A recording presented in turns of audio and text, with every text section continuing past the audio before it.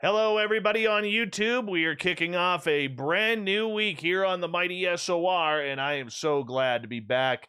I hope you guys are too, because it is that time once again to make things happen, to make things real, and to turn up the woo.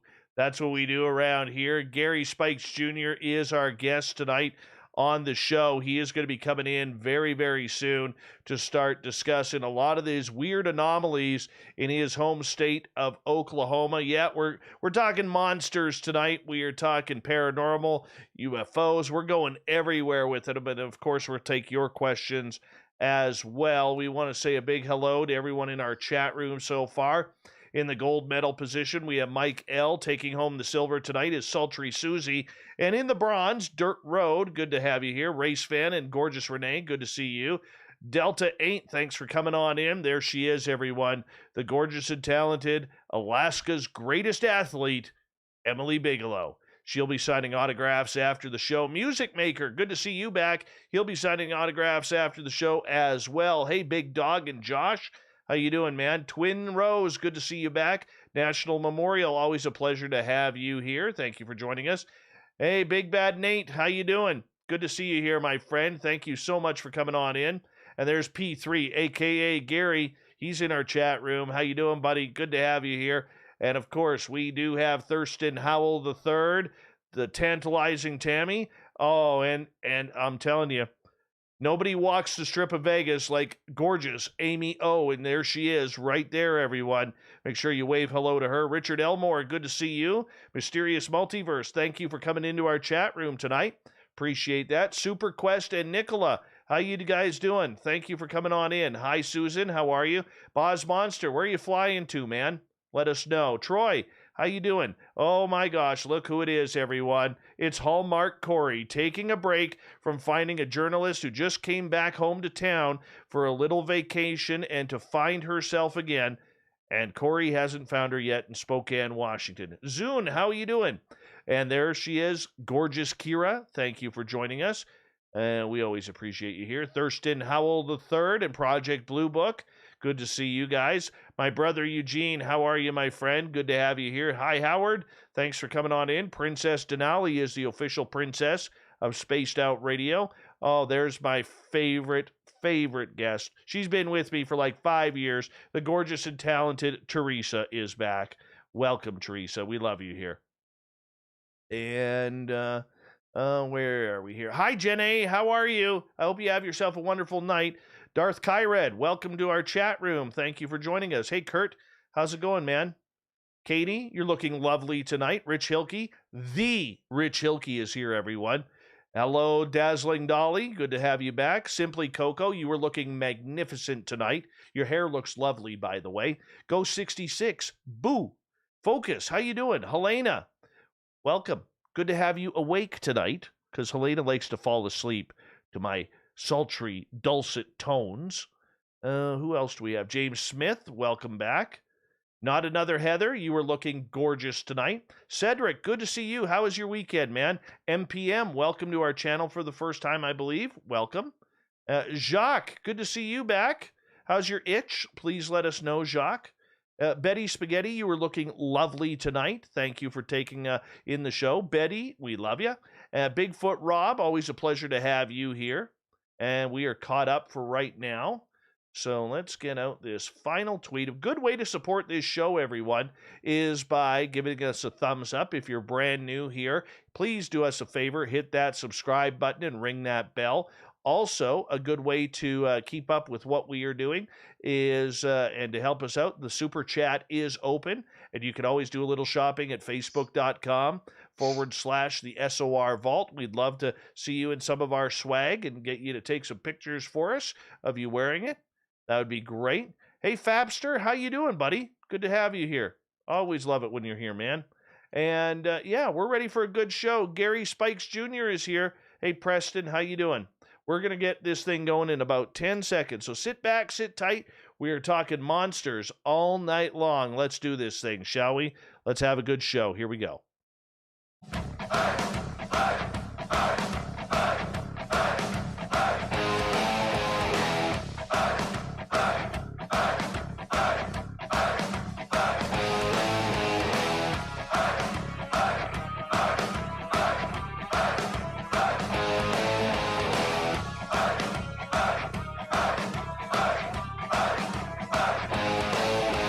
From the mountains of central British Columbia to you listening around the world, this, my friends, is Spaced Out Radio.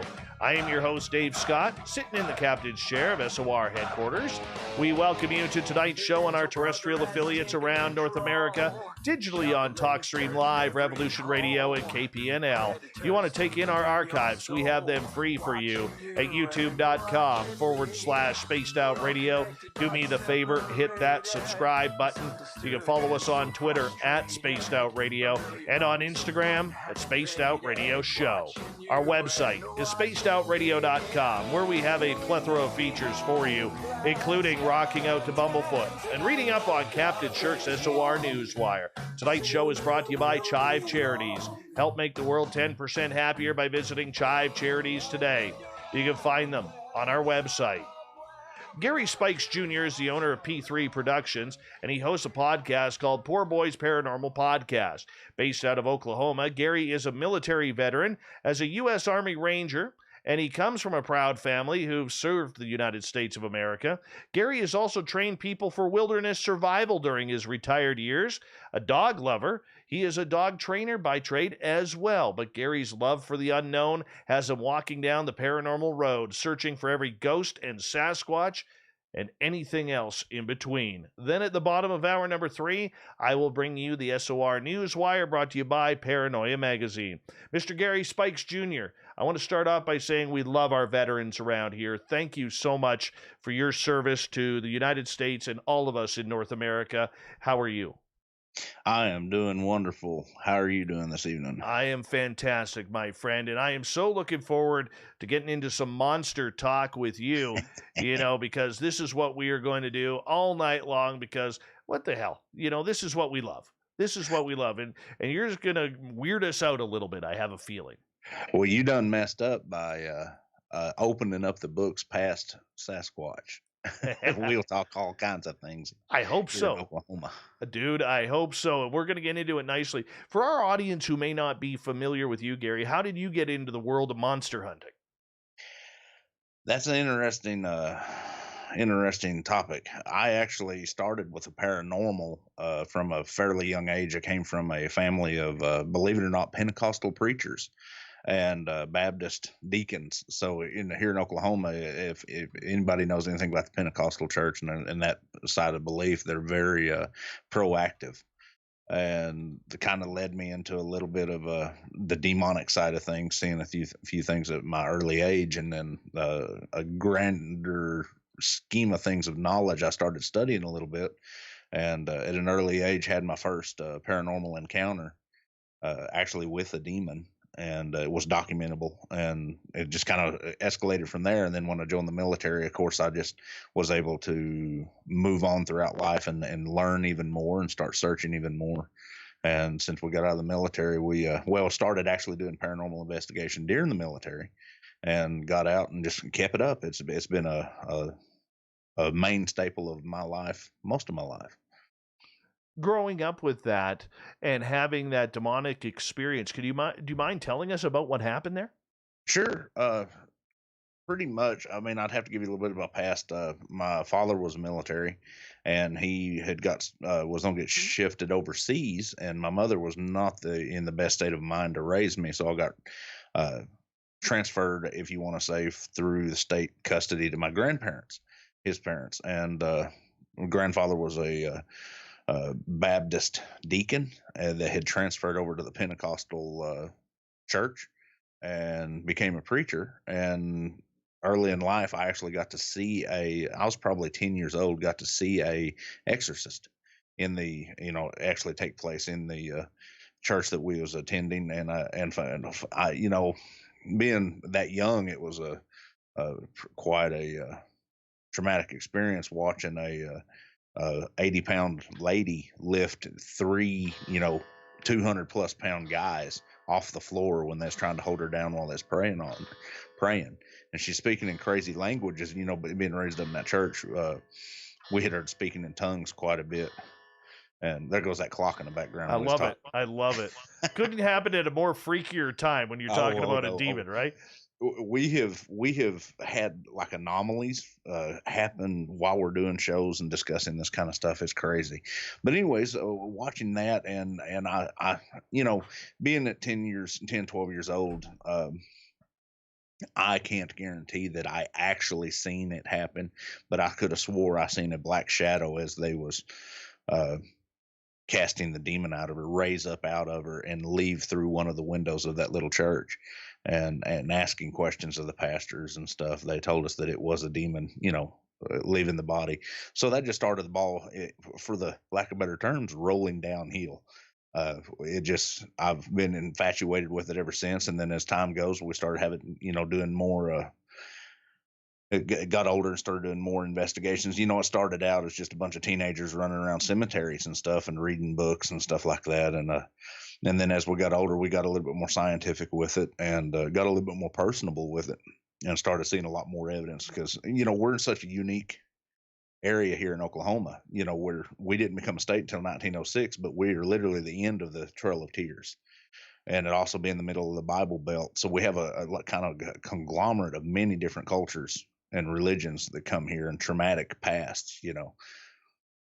That is strange, man. I couldn't imagine what it was like as a kid having to go through that and learn about, demons firsthand, watching your grandpa cast a demon away. I mean, that had to be a little bit freaky. But as you moved on and started taking the paranormal a little bit more seriously, it always amazes me how many veterans out there actually take part in paranormal, UFO, or cryptid hunting, man. Well, I mean, it is. A lot of us do it. I think a lot of it is because once you get over and when you see combat, you actually, we call it brushing with death. You're doing dark things, you're doing dark deeds, and as we come back, we kind of, depending on what you've done in the military and stuff, we almost feel like we're drawn to that adrenaline rush, and drawn to, and the way I put it with people is that it helps me reconcile some of the things that I had to do while I was over there. And as I come back, and it gives me a chance to maybe help other people. As most vets love to help people, and anytime you're close to, 90% of the people that I talk to that has a close brush with death almost has a fascination with the afterlife. No kidding. It's something like I never got to serve, and many of our listeners didn't get to serve in that. I never really thought about it that way. Well, yeah, but it is not even a point of the serve. I mean, anybody, I mean, you look at, doing the paranormal investigations, 90% of the time, a lot of your paranormal investigators have had a near death experience. And that's where they get their initial shock and get their initial, what we call revolution into the world. And it gives you, like I said, that fascination with the other side. And then you start doing research and start learning more. Whether it be they seen a ghost as a kid, once again, you're brushing with death because it's passed over, it's crossed over into the next life, or they see Sasquatch, which we'll get into that later. I try to put Sasquatch in one area and paranormal in another. You said one of my nemesis words. I don't do the uh, in our community, in our little group, we don't call it woo. Woo to us is derogatory, and a lot of people it's not. It's just interpretation, but we will get into a lot of I that. I am very much the same way with the word squatch.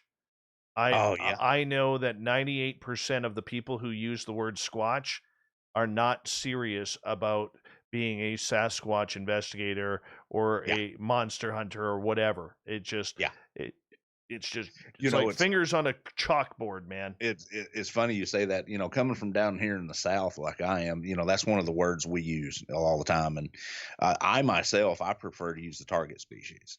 That's what we've kind of set our standards at.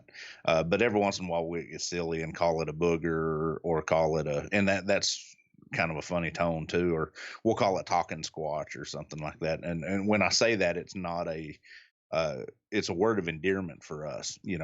I think it's almost a cultural thing down here. Well, you know what? And I've said this to our audience numerous times. The main reason why I hate the word squatch, hate it, is because I when you have a personal encounter with someone who's Uh-huh. been doing this a long time, like I did with Dr. John Bindernagel while he was still alive, and I'll never forget the conversation we had in 2015, and we talked for about 45 minutes, and I'll be honest with you, it was one of those conversations that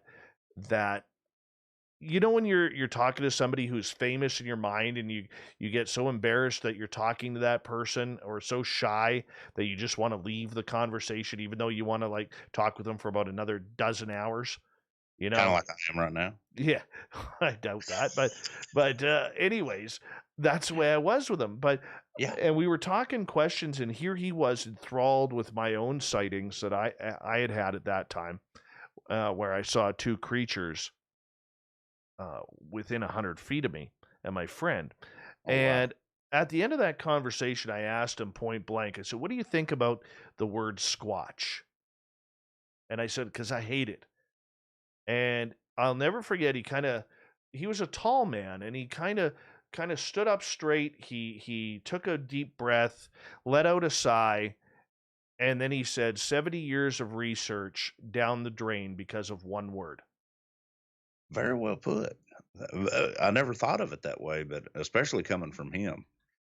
That is one of the most sincere individuals I've ever met. I've met him twice, and just he's almost got like a grandfatherly figure, the perception about the way he does things. You know him far better than I do, I'm sure, but Oh, yeah, I only got to talk I talked with him twice on the phone. We never were able to connect our schedules to get him yeah. on this show before he passed away, but, I did get to meet him once, and he was just a lovely gentleman. Oh Just God, yeah, just an yeah, incredible gentleman. yes, yeah, yeah. So we let's do it this way. Let's agree to not do the squatch or not do the woo. The woo word. There we go. We'll meet in the Alright, middle. I'll do my best. I'll say target species. Alright, and I'll say anomaly.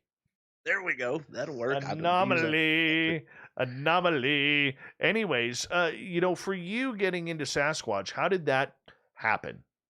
That's it's a funny thing. I started out kind of more in the paranormal, but coming from the background that I did with the veteran background, and we was very intimate hunters and fishermen, and at an early age, I did a program called Upward Bound in Colorado, Outward Bound or Upward Bound, depending on how you which company you go through. And what they do is they take you and teach you wilderness survival at the age of early age. You can start it at 12 and go all the way up. They even have adult classes now.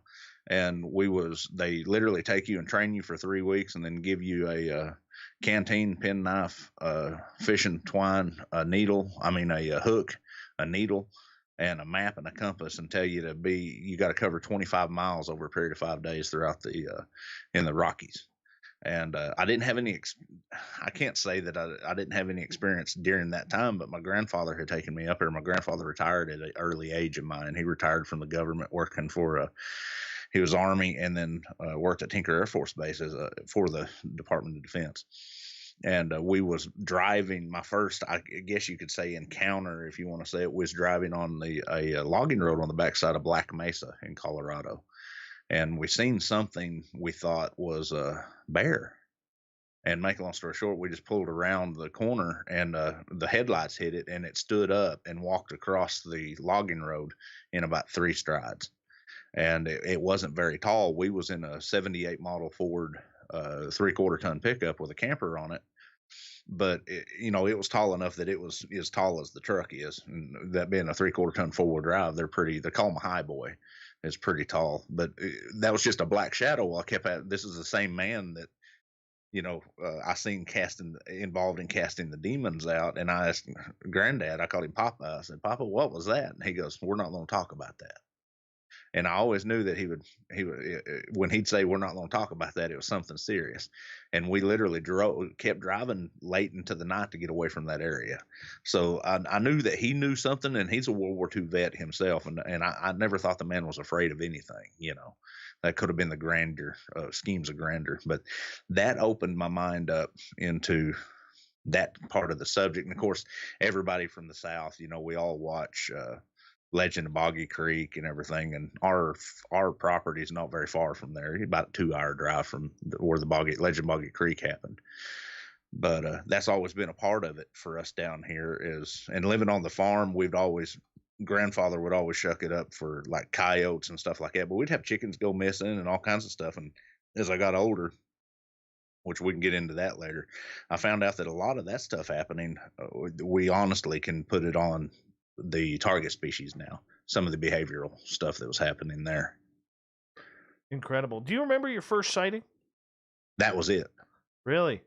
Yeah, that wasn't a Class A sighting. I've only had one Class A, and that was in 2016. What But that happened was, there? oh, you really want to go there? That's the one that they probably told you about. My first Class A sighting, I had already been, researching for 20 years and searching for this elusive and very elusive target species, if you want to say that. After I came out of the military, and one of the big things that I specialize in tracking. And I did it in the Army, did it, all my life hunting. And then when I got out, I still train part time, tracking dogs for the correctional facilities here in Oklahoma. Everybody knows Oklahoma's got more per capita, more correctional facilities than any other state in the union. But I was got called from a group out of South Texas to do. They wanted me to take a couple of guys into a little expedition in southeastern Oklahoma, and my deal is I've always done it. I take people in, but I never get paid for it. I don't believe in that. I reiterate that for a reason. I don't like making money off of this thing that we call the target species. But took two guys in. I'm not going to say their names out of respect for them. Took two guys in, and guys, the way I do things is a little bit weird. I don't tell them exactly where we're going.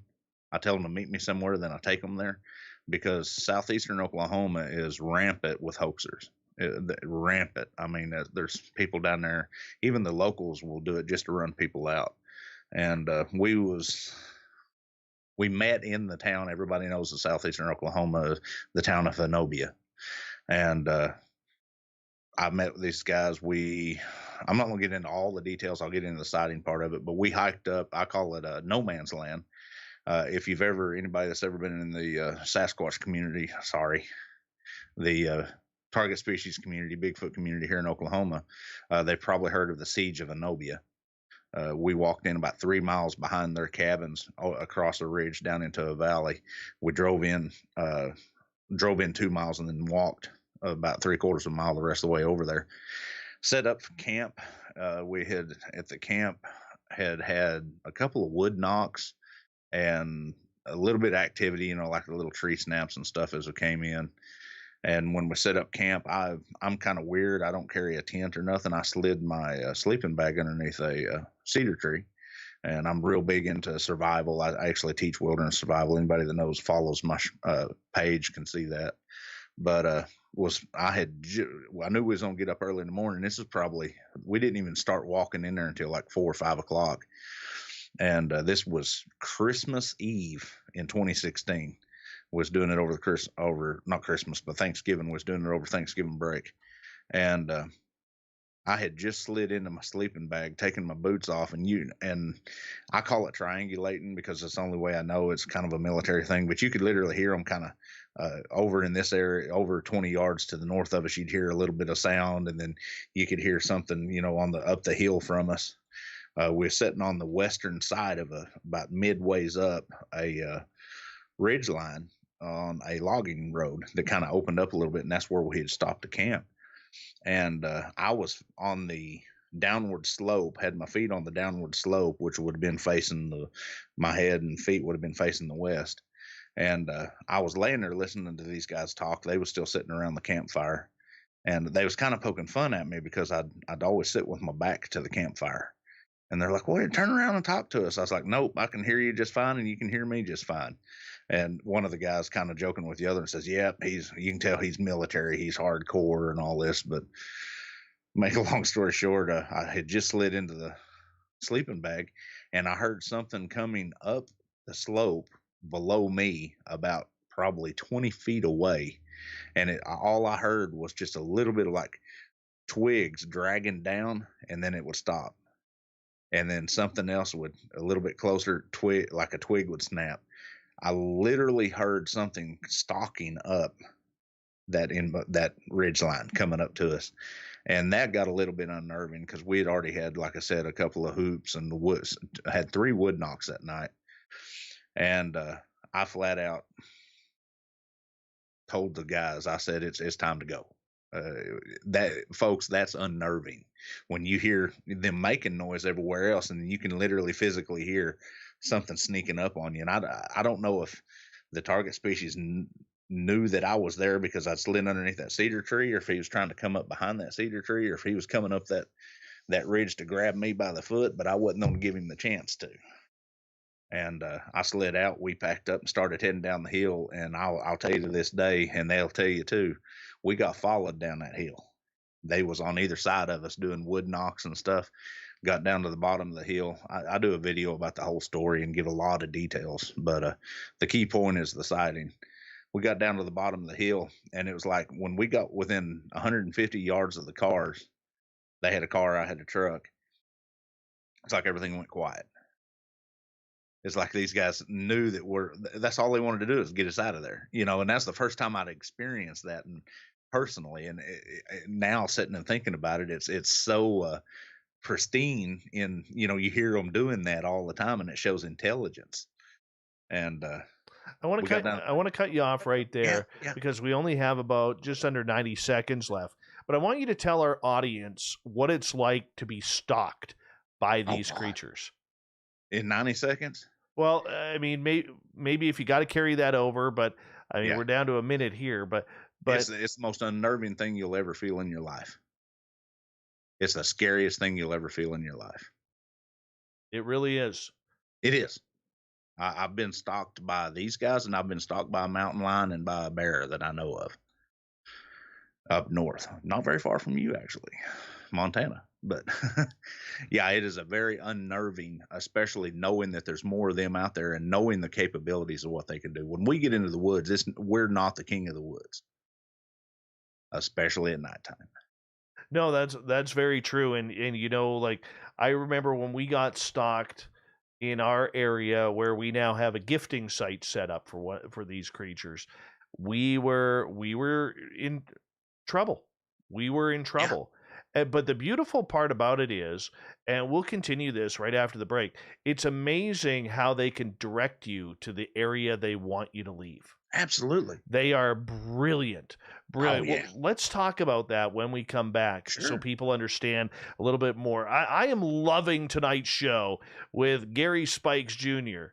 from P3 Productions. We're talking Sasquatch right now out of the state of Oklahoma, around North America. Yes. Make sure you are always prepared going into the forest. And if the forest goes silent, just get out. It's that safe. Absolutely. We'll be back. Spaced Out Radio continues right after this.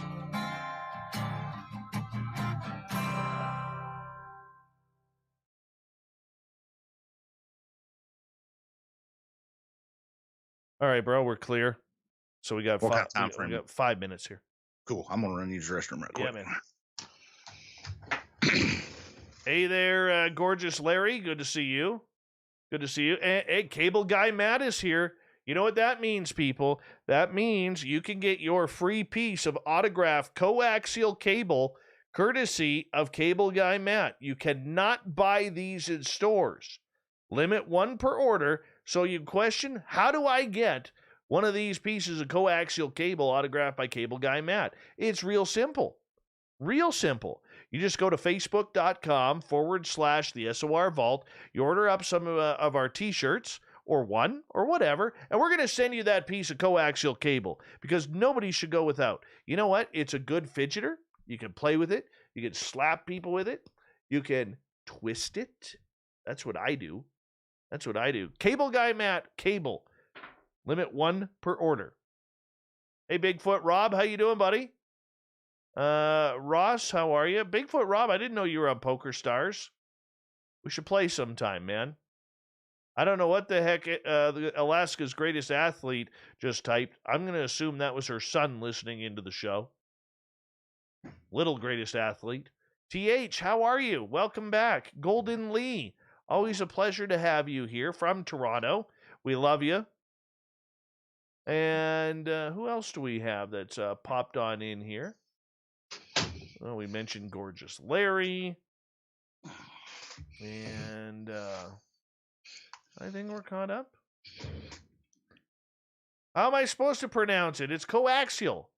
Coaxial. Coaxial.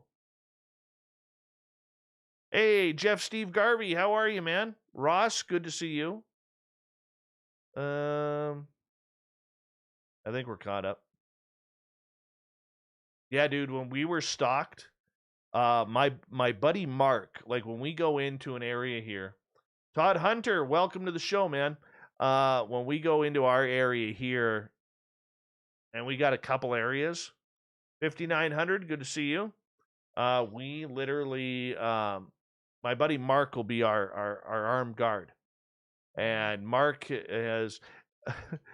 I always laugh at Mark because Mark never believed in Sasquatch, and then shortly after I met him, he's like, this thing doesn't exist. I've been hunting for 35 years. I've been a hunting guide. I've been an animal tracker. It doesn't exist. I said, well, let me take you out to show you a print. And he kneeled down at that print, and he was like, what the hell is this? What the hell is this? For about 20 minutes, and now he's a believer. And hey, the Philip Blair is here, everyone. And so when we were out that day in the forest where we got pushed out, I'll tell you, man, Mark had his rifle drawn, and he knew. I mean, when you've been hunting that long, you know something that's walking at you on 2 feet or 4. You could tell the difference in the sound, in the way it moves. And we say coaxial, but you are correct in coaxial. I love it. Love you, Teresa. Love you. That's why you're beautiful. Cat Chaser, hey, how you doing, my friend? Thank you for that awesome super chat. I love you. You're always way too kind to me. Always way too kind. Wow. What do you got there? We live? Well, on YouTube we are. Oh, okay. I'll wait until private. Just had a guy message me. Says he has solved the Zodiac killer case. Oh, yeah. He's about the 800th person. Did he break the cipher? I don't know. Yeah, I always talk to him, though. You know, I never turn down, Oh, yeah. correspondence. Mm-hmm. I'm getting ribbed, by the way, I say coaxial cable. That's the way I say it. Mm-hmm. Well, similar. It depends on how it comes out, but coaxial or coaxial? Coaxial? Same thing. We got just under a minute here, my friend. Yes, we got Dr. Pepper. Hey, you go, man. You go.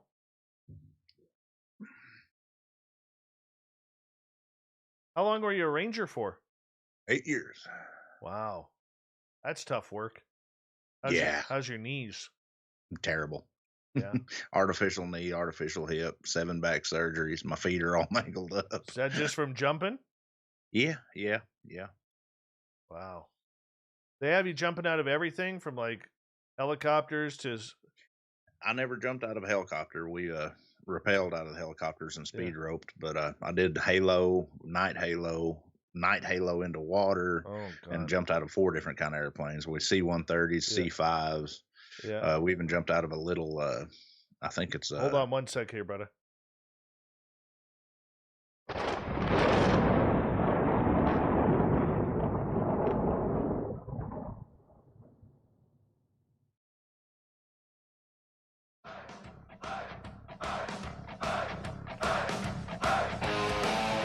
Second half hour of Space Out Radio is now underway.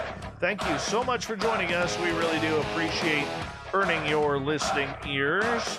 Want to remind you that if you missed portions of this show or others, check out our free archives by going to youtube.com /Spaced Out Radio. Do me the favor, hit that subscribe button. Our website is spacedoutradio.com, where we have a plethora of features for you, including rocking out to Bumblefoot and reading up on Captain Shirk's SOR Newswire. Follow us on Twitter at Spaced Out Radio and on Instagram at Spaced Out Radio Show. What's it like to be tracked by Sasquatch? We're going to find out. Our guest tonight, Gary Spikes Jr., he's a cryptid investigator out of the state of Oklahoma. He's tracking Bigfoot. He's tracking ghosts. He's tracking UFOs. He's tracking everything in between. Gary, welcome back. Oh, howdy, howdy, howdy, howdy. All right, let's get to it here, my friend. Being tracked by Bigfoot, what is it like for you? Oh, it's unnerving. I mean, it just, what's bad is, the first one or two times, it's scary, but the more you know their capabilities, and the more you do research, and especially if you're a tracker like I am, and know it's unnerving to know something's tracking you while you're tracking them. At any point, did you feel fear? Oh, yeah. Oh, yeah.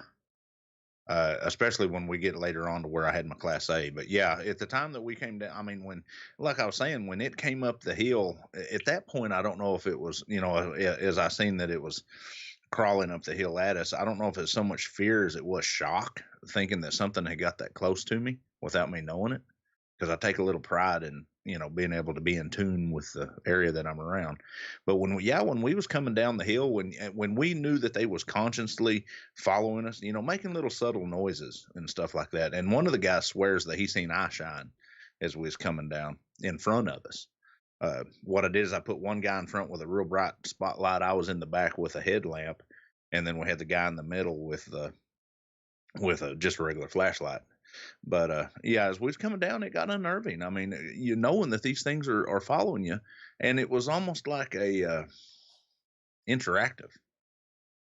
It's like they was watching us and we was watching them as we was coming down. And it's like you were saying earlier before we got off the air about how they heard you. They have a tendency to push you the direction you want to. It just shows you that we are not the master of the woods. And you're exactly right, because I know when my buddy Merle and Mark and myself got pushed out of the area, we knew there were two of them. And in between the directions that they were coming, there was the trail. Now, I don't know this, by going by rumor of what people say, that they usually have three set up to triangulate you. Yes. Okay. Yes. So I know if we would have went up one trail, we probably would have been pushed back by those other ones, and then they would have recalculated. But what they do is pretty militaristic, isn't it? Yeah. Oh, yeah. And that's one thing that, I've had a lot of people kind of ridicule me for, because when I step into an area to do research, and when I'm doing research, I, with having the skill sets that I have with the teaching the survival and doing the tactical evasion and sears and stuff, search and rescue and stuff like that, I put myself into that mind frame. So I'm like, if I was surviving, or if I was wanting to get out of here or go somewhere or stay hidden, what would I do? And that's how we find a lot of our sign. Is we put ourselves in that mindset, and they are very tactical. My wife could come in here and tell you about a story about them, three of them circling our tent. She was a skeptic, hardcore skeptic until that night. Now she says she's not a believer, she's a knower. But they circled our tent for about 4 hours and threw little stupid stuff like snapping twigs, and you could hear one stomp every now and then, just a little, light stomp, and then they was throwing acorns at her tent. It just. She said she'd never go back down there again. But yeah. See, that's something that I haven't had happen yet. I haven't had anything. No, correct me wrong. I was going to say I hadn't had anything thrown at us. But last year we were at one of our gifting sites. It was just my buddy Mike and I. And nothing happened. There was no movement at the gifting site. Nothing. And we're standing right in front of my truck, and we'll give it a couple of minutes and then we'll go, because you always try to listen, and that area is pretty silent. And all of a sudden there was like a rock on rock cling, like somebody threw a rock, it hit the rock in front of us, and literally we were like 2 seconds away from going into our truck to drive away, and all of a sudden this rock comes throwing. Now, we didn't see the rock, we heard it. Oh, wow. Right in front of the truck, and our backs were to it. So we're like, okay, well, which direction did this come from? And that was the first time I had something thrown at us. But when you have these creatures around you, you feel very, very small. You feel like you're a child being scolded by your parents when you're like 3, 4 years old, and your Yeah. parents look massive. You know what I'm saying? Yeah. It's weird how that works, man. Oh It's yeah. why do you think they're doing it? Do you think they're doing it to protect their territory? Do you think they're triangulating us out of the area because they have little ones or family in the area? What's your thoughts? I think it could be any number of things. I think they would. I think that. I mean, if you think about it, animals are going to do anything they can. It's not a matter of sociological patterns with them. It's a matter of survival. So they'll do anything that they can. It could be that you're in a territory, maybe a breeding territory, or there could be young, or you could be, we hear so many stories of people walking up on them feeding, in a hunting, and they get kind of aggressive like that.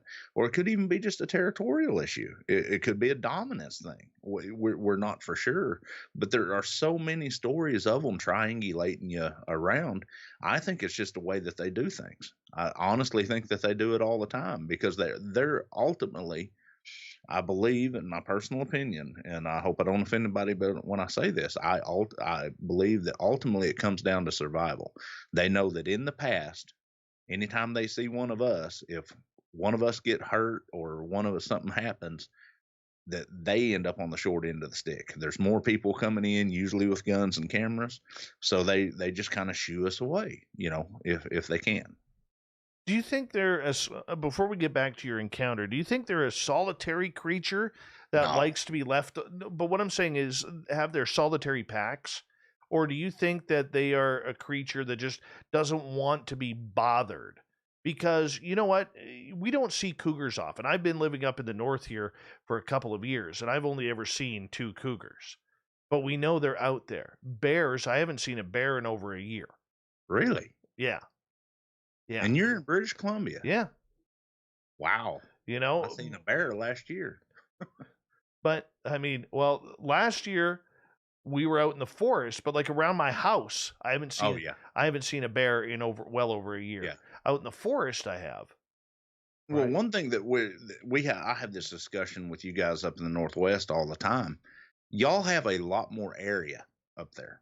So even in your question, the Sasquatch up there. Sorry, I call them their native tongue. As long as can I do the Sasquatch or is it Yes, just Squatch? Sasquatch is good. Okay, I do say that a lot That's because being good. Native American. But up there, they have a lot more area to roam. Down here in Oklahoma and North Texas and South Texas, Louisiana, there's a lot more people down here, so they don't have as much area. So we're encroaching on them, and they have a tendency to. I truly believe that they're a little bit more ornery down here than they are up there. They have to push back a little bit more aggressively. But in what you were saying about them run, I think they run in family pods, and there could be like a rogue male every now and then, like a juvenile male gets kicked out of a family or something. But I believe that they're truly just they're a curious creature, but I think that they just want to be left alone. And that makes sense. So let's get back to your story here, where you had your Class A sighting. What happened there? I think it was down the hill, and we had made it down the hill, and they'd stopped 150 yards up. We got down the hill, and by this time it's probably 2 or 3 in the morning. It was late at night. For some reason at that time I had taken, I think it was because of my wrist and neck damage, I had taken, like we was talking about before, from not wearing a watch anymore. I wear a watch 24/7. But it was late at night, early morning, so probably 2 or 3 in the morning. We got down the hill, and the two guys that I was with, I'll say their first names, Jeff and Brad. Jeff, and I remember Jeff more than I do the other guy, because Jeff was the one that we have been talking since then. But we they said they wanted to stay there that night and then turn around and go back up the hill to try to find some evidence. And I was not under the assumption that I wanted to. I'm a true believer that if them things didn't want us down there that night, they wasn't going to want us up there the next morning. But me with my military background and stuff, I'm not going to let them go back up there by themselves. So in saying that, they set their tent back up, I just slid into the seat of my truck. I'm 5'10", 5'11", on a good day, depending on how much I weigh at that time. If I weigh a little more, I might be a little shorter, But uh, 88 Chevy 3/4 ton 4-wheel drive, a bench seat. I sleep in the prone in the uh, on my side. What do you call it? Fetal position. So I just slept in my truck. And I'd slid into the truck and it was pretty chilly. So I'd started up the truck a little bit and let it warmed up and then fell asleep. Sometime during the later, something woke me up. I don't know if the truck moved or if there was a noise or whatever. When I'm in the woods, I sleep with my glasses on or I sleep with them tucked into right in front of my face. And I notice you wear glasses. You're probably the same thing I do. It's subconscious. You put your glasses on as soon as you wake up.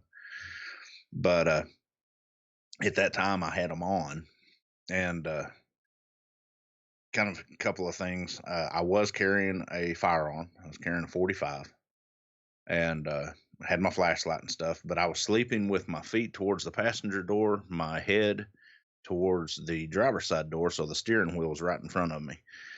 Truck was an automatic, and the truck had a I don't any of you guys or folks that drove them old, the old trucks, the old Native American blanket seat covers that has the pockets along the front of them. That's what I Yes. had in. I had my pistol stuck in that pocket, but there's a key point for that. There's a reason I'm getting to that. Something woke me up, and first thing I did is look. With my training and background, you don't jerk awake and start jerking your head around. You open your eyes slowly and start looking around. Well, the first thing I did was, of course, I'm looking at the steering wheel. I look up to the windshield, and the sun was coming from the east. My truck was facing the south. The truck was coming, had already come up a little bit, but had the mountains that we had just come down, that ridge line. You could see the sun coming up behind it. But anyways, as I looked up, I seen a dark shadow out the front corner of the windshield towards the driver's side door. So instinctively, I'm following it over, and then in the driver's side glass is a face about 6 inches from the glass looking at me. And it was so close to the glass that when it was breathing, it was kind of fogging up the glass a little bit. And I don't know how long I laid there looking at it. I don't know how long it laid there or stood there looking at me, but I distinctly remember that its shoulder was that dark mass I seen in the windshield. And then I kind of turned my head a little bit and looked more, and I seen him right above me, and then I could see his right shoulder out the back glass of that single cab pickup. Oh, dude. Uh, at that time, I lost all control of myself. I screamed like a little girl, I'm sure, more than like a crazed and raged. Not saying that girls scream kind of crazy, but I'm sure it's pretty high pitched. I found out later that I had literally defecated myself because of the fear or whatever, the shock. Yeah. But I laid there and I screamed, and when I screamed, I reached forward, and I guess my training finally kicked in. I reached forward, and this is what's so funny, Dave, is as I reached forward, and I never pulled my eyes off of this thing. I reached forward and I started to grab for the pistol, and I swear, as I was pulling that pistol, it was like the thing looked at me and seen me pulling the pistol, and it stood straight up and took 3 strides to the edge of the truck where the wood line. I had my truck backed up to the wood line, not completely to it. We measured that part out later. It took 3 strides and crashed through the brush. And I had It knew. it knew. Oh yeah, it knew. It knew predominantly. I can describe the face. I can describe the biggest thing that I seen right off the bat is we knew. Well, let me finish that part of the story, and then I'll come back to it. When it did that, I literally slid up into the seat, fired that truck up. I'm a mechanic. That truck had a 383 stroker in it that my wife takes a lot of pride in, about 460 horse, loud pipes, 4-wheel drive. I spun. This is the thing that got me is I totally lost all cognitive. I don't know what it was. I spun out of there. I wasn't thinking about them guys that was there, and it bugs me to this day that I left them there. You know, I left. I left out the country. I did not come back to a more of a cognitive thought until I got to Clayton, Oklahoma, which is about 20, almost 20 miles away. And I pulled up in their all night gas station and sat there for a few minutes, just shaking and crying. And I called the one person that I knew I could, what do? You call dad, and I called dad and I told him what's happening. He says, first thing, get off the phone with me and try to get a hold of them guys. So I called Jeff. And he says, dude, what happened? You just lit out of here. You slung gravel all over our tent and everything else. And I said, dude, I had a family emergency. Are y'all okay? He goes, yeah, we're leaving too. He goes, there's no sense if you're not going to take us up there, we're leaving. And by this time, the sun had come up. It was probably, 6:30. I make a long story short, got my head about me. My dad says, come home. Now, you got to understand, I lived in central Oklahoma. Our farm where my dad lives is halfway in between my home and that Hanobia area. So I drove about an hour to his house, sat there with him, got cleaned up, which we had found out that I defecated myself. And I got to keep that point up. People ask me, why do you say that all the time? And for the simple fact that these folks that says they can have a close encounter with these things, no. I mean, I was one of the best, supposedly trained, a combat vet. I lost every cognitive thought. When people tell me, well, you had a camera, or Oh, they I had a know. camera, why couldn't they took a picture? That's the last thing you're thinking about.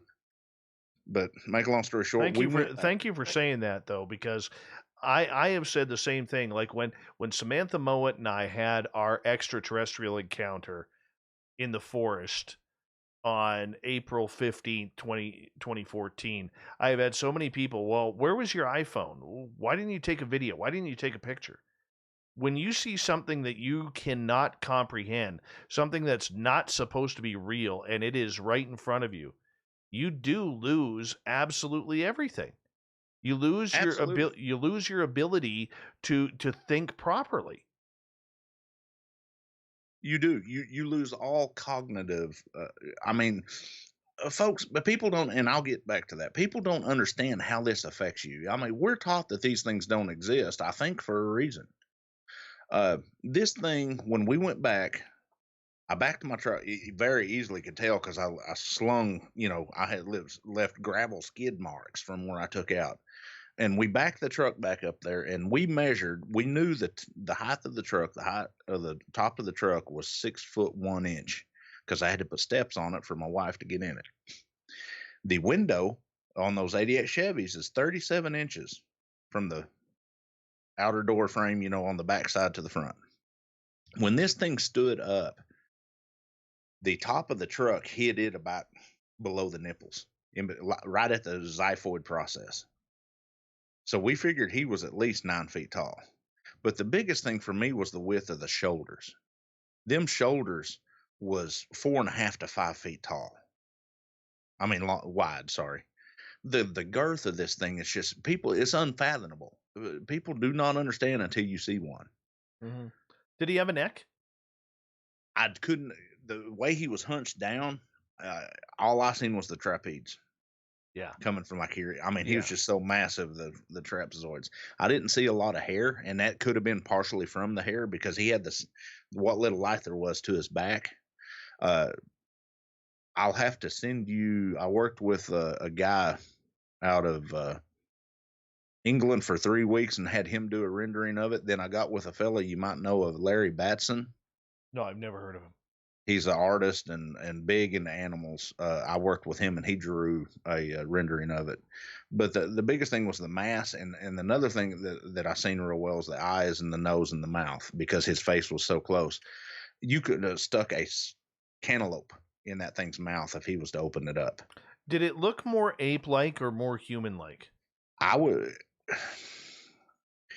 It didn't have the forehead like an ape, but the face, the nose was real broad and hooded, and the jaw set and everything was more ape-like. Yeah. Yeah. It's See, when I had my close encounter where it was about 75 feet in front of me, the one thing that I noticed, I never got a facial feature. I only got a right profile from about the waist up. And then as it walked away, I got the back profile.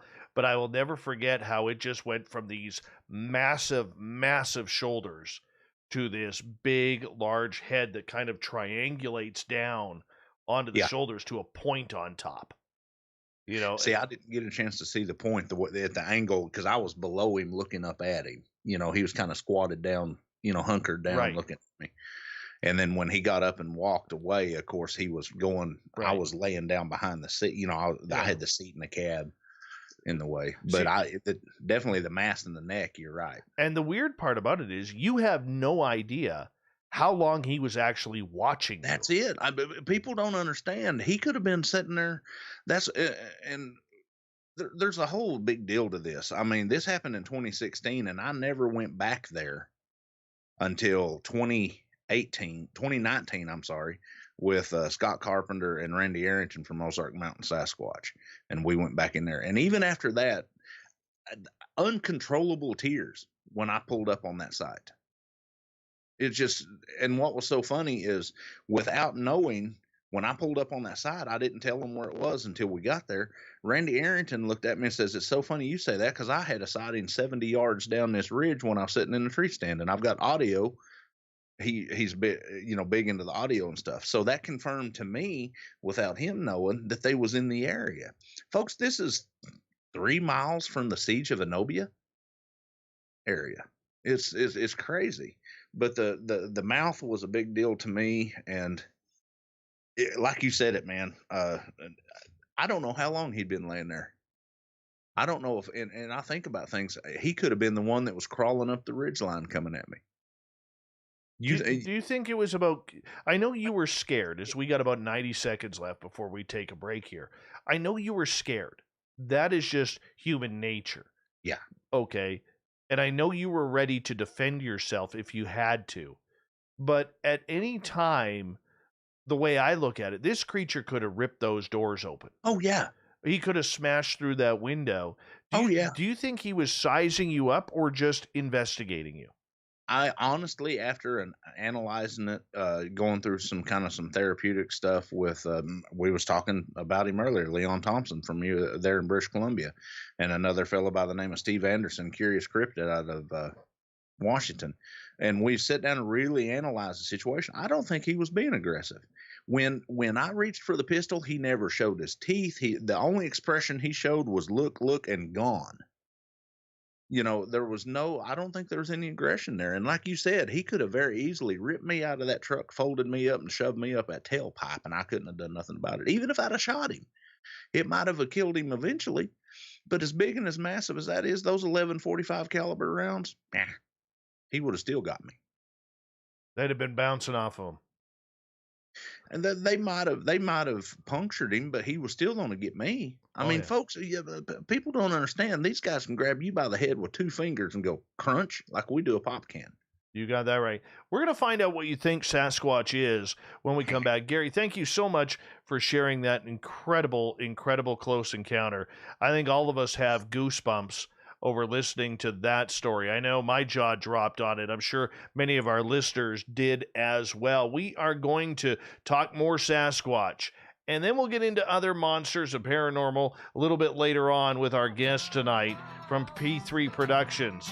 We have Gary Spikes Jr., Monsters of Oklahoma.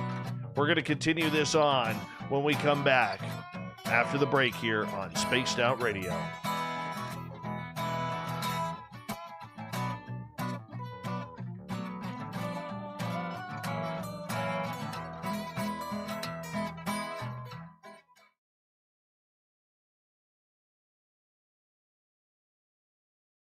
Gary, I just got to run my dogs outside. I know there's some questions in the chat room. Save them for the air, and I'll ask them on the air because Dirt Road has a pretty good question. Okay. And I want to start off with that when we come back. But I'll be right back, okay? Sure.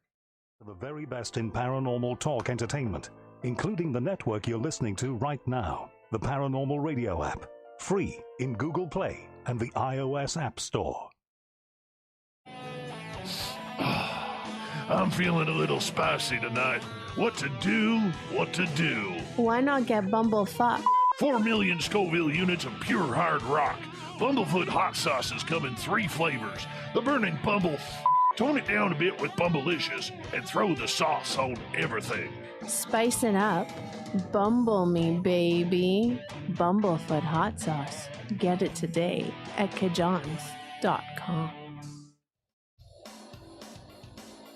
We all know on Spaced Out Radio we love a good beard and mustache, so why not take care of your facial hair with Mighty Moose Beard Oil?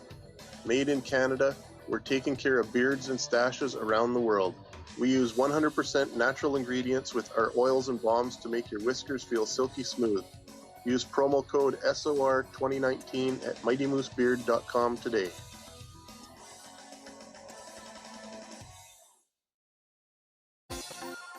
For the price of 1 cup of coffee a month, you can become an SOR Space Traveler.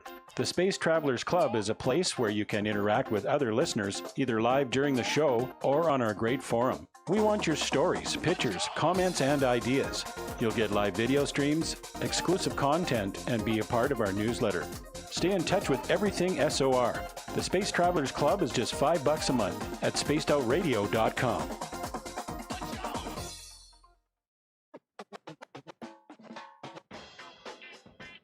The SOR Vault is open for business, and do we have some cool swag for you to pick up?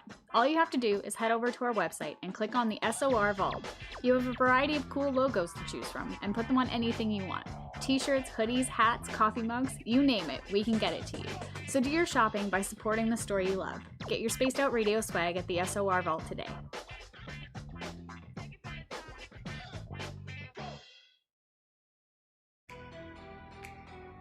Are you an experiencer of something strange that can't be explained?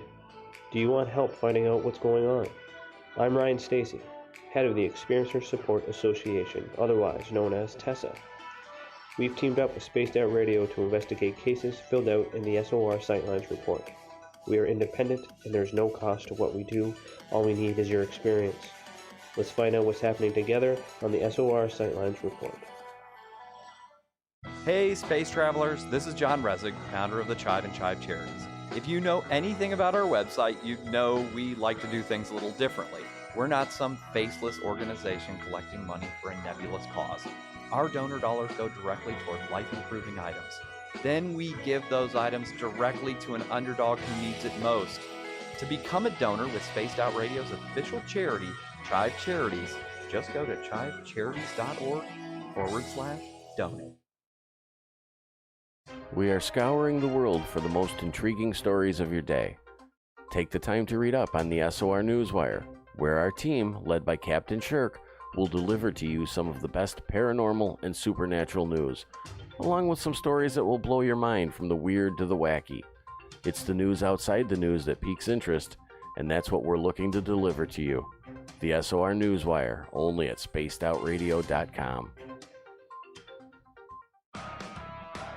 Get your horns up with me on Spaced Out Radio. This is Ron Bumblefoot Thal. Come tune in to SOR where you can hear me rock out with Little Brother Is Watching, the official theme song of Spaced Out Radio. And then come on over to bumblefoot.com where you can find out about my tour schedule, my music, and everything else. Bumblefoot.com keeps you up to date on what I'm doing and the best way to stay in touch with my music and music camps. Sign up for my newsletter at bumblefoot.com and remember, Little Brother Is Watching.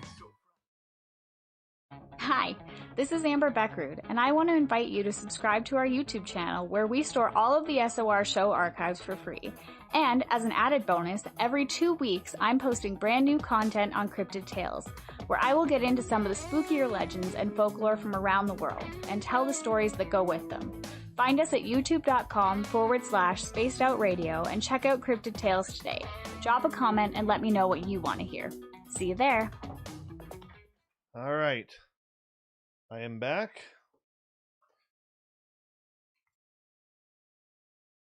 Fantastic, man. Fantastic.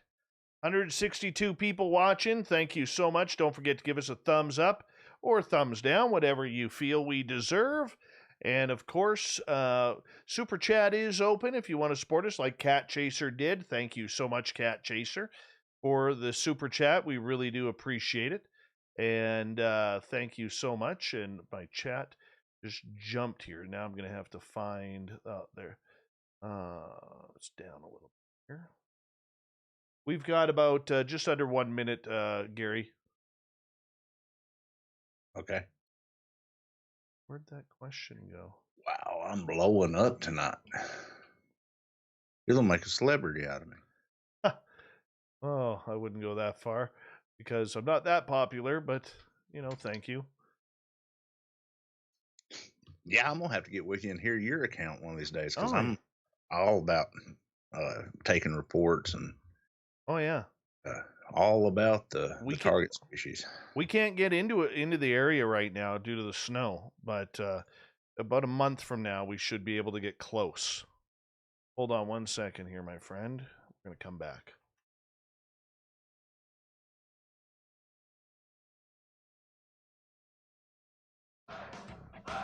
You're listening to Spaced Out Radio with Dave Scott.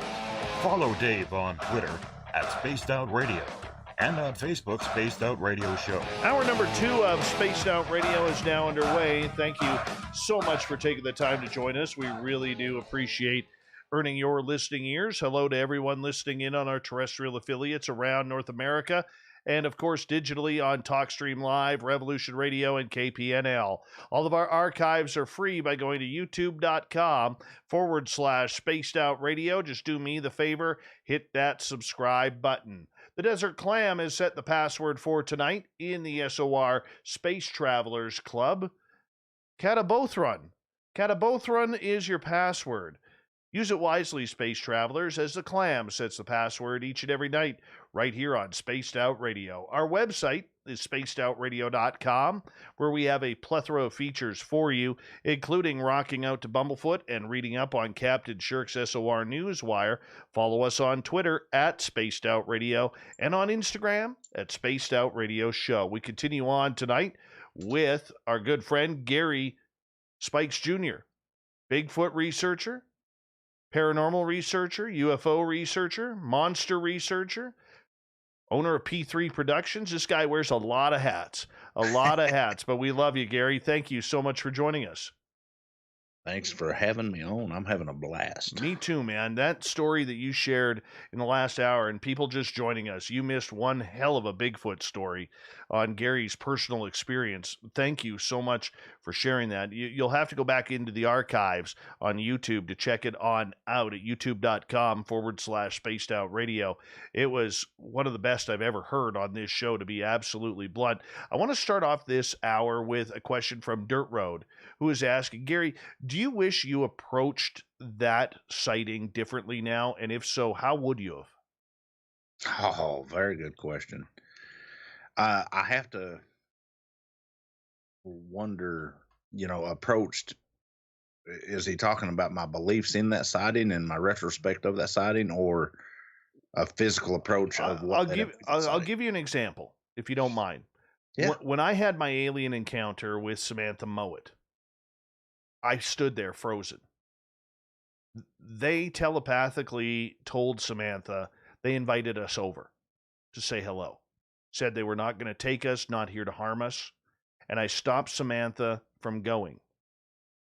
And looking back on that situation, knowing what I know now, I would have walked over there.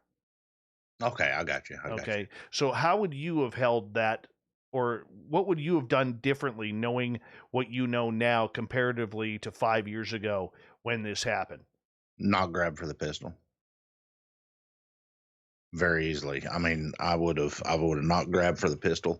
I'm still not going to say that I'm going to go out there and actively, if I get that close to another one, communicate with it. These things have the potential to be very dangerous. I don't think that it's in all of them's nature. I think there's a few of them that could be dangerous, but I think that because there's always an anomaly, and look at humans. There's mean humans and nice humans, but I don't think that he was being aggressive. He very well could have been. If I would have threatened him or his family, he'd probably rip me in two. I'll be brutally honest. I don't believe in the friendly forest people that I've seen yet. I've seen too much evidence with tracking them and what behavioral patterns were gleaming from the tracking that they are more practical, for lack of better terms, a more practical entity. They eat, they sleep, they interact with each other in a practical sense. Almost it's almost like they walk in between human and animalistic. They have a different set of sociological patterns than we do. Okay, so going through that, and I understand the fear. Okay, you have to always be prepared for the worst. Yes. I do get that. Do you ever think what would have happened if the door opened? I don't even want to think about that. Dude, you're gonna give me nightmares. I mean, you think about it. You've had a sighting, and I can definitely tell that you've had a pretty good sighting. If this door opened, I would have been a goner. If he would have went as far to open that door, oh, I see how you're doing it. If he'd went as far as to open that door, he was opening that door for a reason. Were your doors unlocked? Honestly, don't remember. Knowing me, they probably was.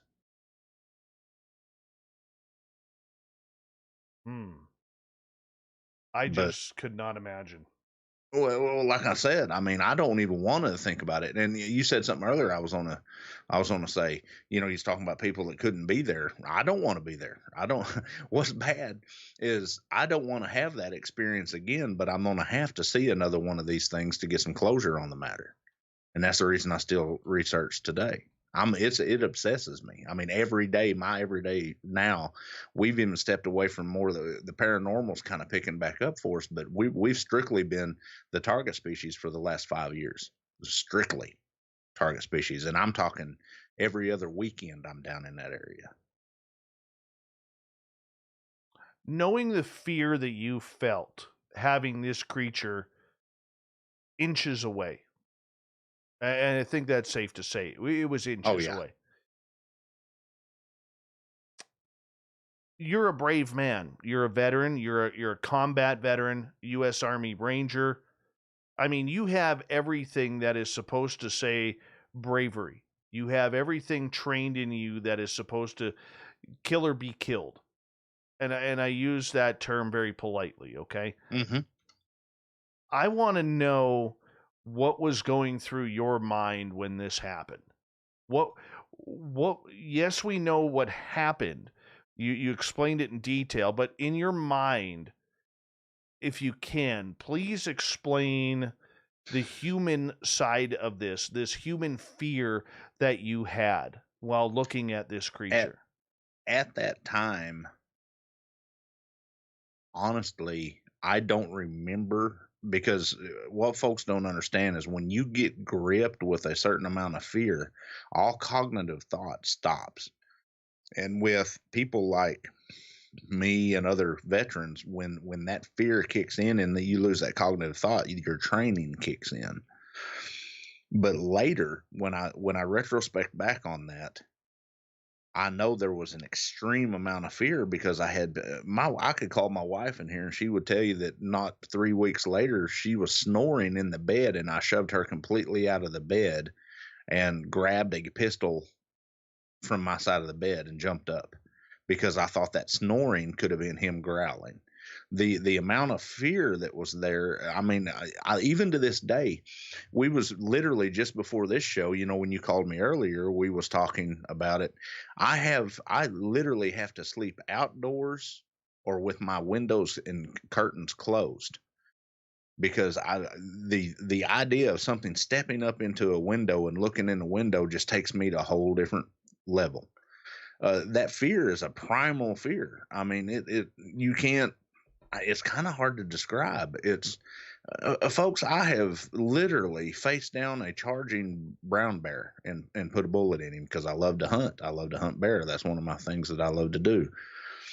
And I'm sorry if that offends people, but that's just part of my culture. I mean, I've done things in my life that people make movies about. And I'm not saying that I'm a bad boy, because I'm not. There's a lot of guys out there doing it even right now. Our guys overseas are some of the best trained in the world. But that fear that when I seen this thing, that fear supersedes everybody being airborne. If you ever jumped out of an airplane, that first jump is your spookiest. Nothing like this. It goes beyond even religion. I will say this, and I'm on a hush. That sighting made me change my religion. Christianity at that time, the way in all my teaching, doesn't acknowledge Sasquatch. I mean, there's certain people that does, but as a whole, Christianity does not acknowledge Sasquatch. I have converted to Buddhism because the Buddhism acknowledged the target species. It's a daily thing with them guys. If you were this afraid of this creature, and I mean that with all due respect, not trying to downplay you here, so please, if you are that afraid of this creature, why keep going after it? I have to go back to get closure. I have to go back to face my fears. Is the way I was raised. I mean, if you go out in the woods with me now, you can ask any of my research partners. Mr. Nate Rudd is following us now. He knows me well enough. If you go, I get the shakes when I know they're around. I don't lock up, but I've got a healthy respect for these entities, if you want to call it. Why I go back? I'm obsessed. I have to go back because I mean, I went through the whole thing. Did I actually see it? Well, we proved that by the physical evidence that was there. I wasn't drinking. I wasn't doing, it wasn't from a lack of sleep. It wasn't from anything like that. I physically seen what I seen. I have a hard time now, with, I've got an open mind about infrasound and about, the mind speak and all that. And this is where I get at, and I haven't said this, but in private, but I'll say it here. If these things was non-aggressive and could mind speak, if there's really spiritual, like some people say they are, why would he have not have chose to say, hey, everything will be okay? I don't know. I wish I had an answer for you. Yeah. Regarding that, I really do. I mean, I can feel the emotion in your voice and the way you are describing this. I mean, do you feel you have some sort of PTSD over it? Oh God, yeah. I mean, there ain't no doubt. I mean, I was dealing with PTSD even before, from fighting the battles that I did, and from that, yeah. I mean, we as veterans, so many of us are not treated the way we should be medically when we come back. I'm one of the lucky few that have found alternate means, and mine is I have a service dog that I was able to train myself and get him certified, and that's what helps me. And he's also my research partner. And I'm gonna tell you flat out, I told y'all I didn't go back until 2019. I had not been back in the woods. This is somebody that I used to literally teach and go into the wilderness with nothing but a knife and a sleeping bag by myself for weeks at a time. I teach wilderness survival, but since then I've never been back in the woods by myself until 2 months ago. And the only reason I was able to do that is because of going through this encounter over and over with guys like you and with guys like Leon Thomas and Steve Anderson and my other, Nate Rudd. And they literally say the same thing that you did. Do you really think that he was that aggressive? If he was really going to be aggressive, he could have snatched you out of there while you was asleep. You would have never woke up. That's the only way I've been able to go back out in the woods by myself. And I'm telling you, it was a hairy situation. I went to the one place that I knew I was safe, and that's my family farm. But even getting out there then, you don't sleep at night hardly. You're like your head's on a swivel, I'm going to ask you something. It may be a weird question, okay? So answer it the best you can, and if you don't have an answer for it, that's great too. All right? Many people who have had encounters, they can pick up on the energy after that. When it's around, what's around, who's around. Do you feel that if you went back to that spot that you could pick up its energy? That's kind of a double-edged sword with me. I honestly look at it in a more practical view. Once you see one of these, it obsesses you. So you start looking more. So you start finding more signs. So you start learning more sign. I know which direction you're leaning towards this. I honestly don't know. I can't answer that question directly, but what I can answer is since then, I've learned by talking to guys and going out in the field with guys that I've learned their behavioral and what to look for. So I'm finding more since then. But I've taken so many reports of people that, like, once they have their first sighting, it's like they have more. It's almost like an escalated. So I'm not going to deny that that couldn't happen. I'm not going to deny at all that maybe if I got back out in that area, I refuse to go back into that area by myself. No, I understand that, but like with a lot of people who have ET contact, all right, they will say that they know when it's coming around. They know when it's going to happen. They just get this feeling. So even and I know you've kind of stayed away from that one spot, but when you go to other spots in the forest, do you feel different now? How have you changed in the way your perception works? I would agree that there is a spiritual side of this. My perception has changed because my levels on all level, even spiritual levels, go peak when I step into the woods. I listen to the woods. I feel the hum of the land. I feel, because it's such a spiritual thing for me and my little group of we call ourselves primitives, for what it is. And you build, even the more you're in the woods, and that too, it takes you a couple hours even to get your ears in tune when you get back in the woods. But I truly believe that these things, it's almost like a comfort level. Would that be the way to saying it? It's almost like these things know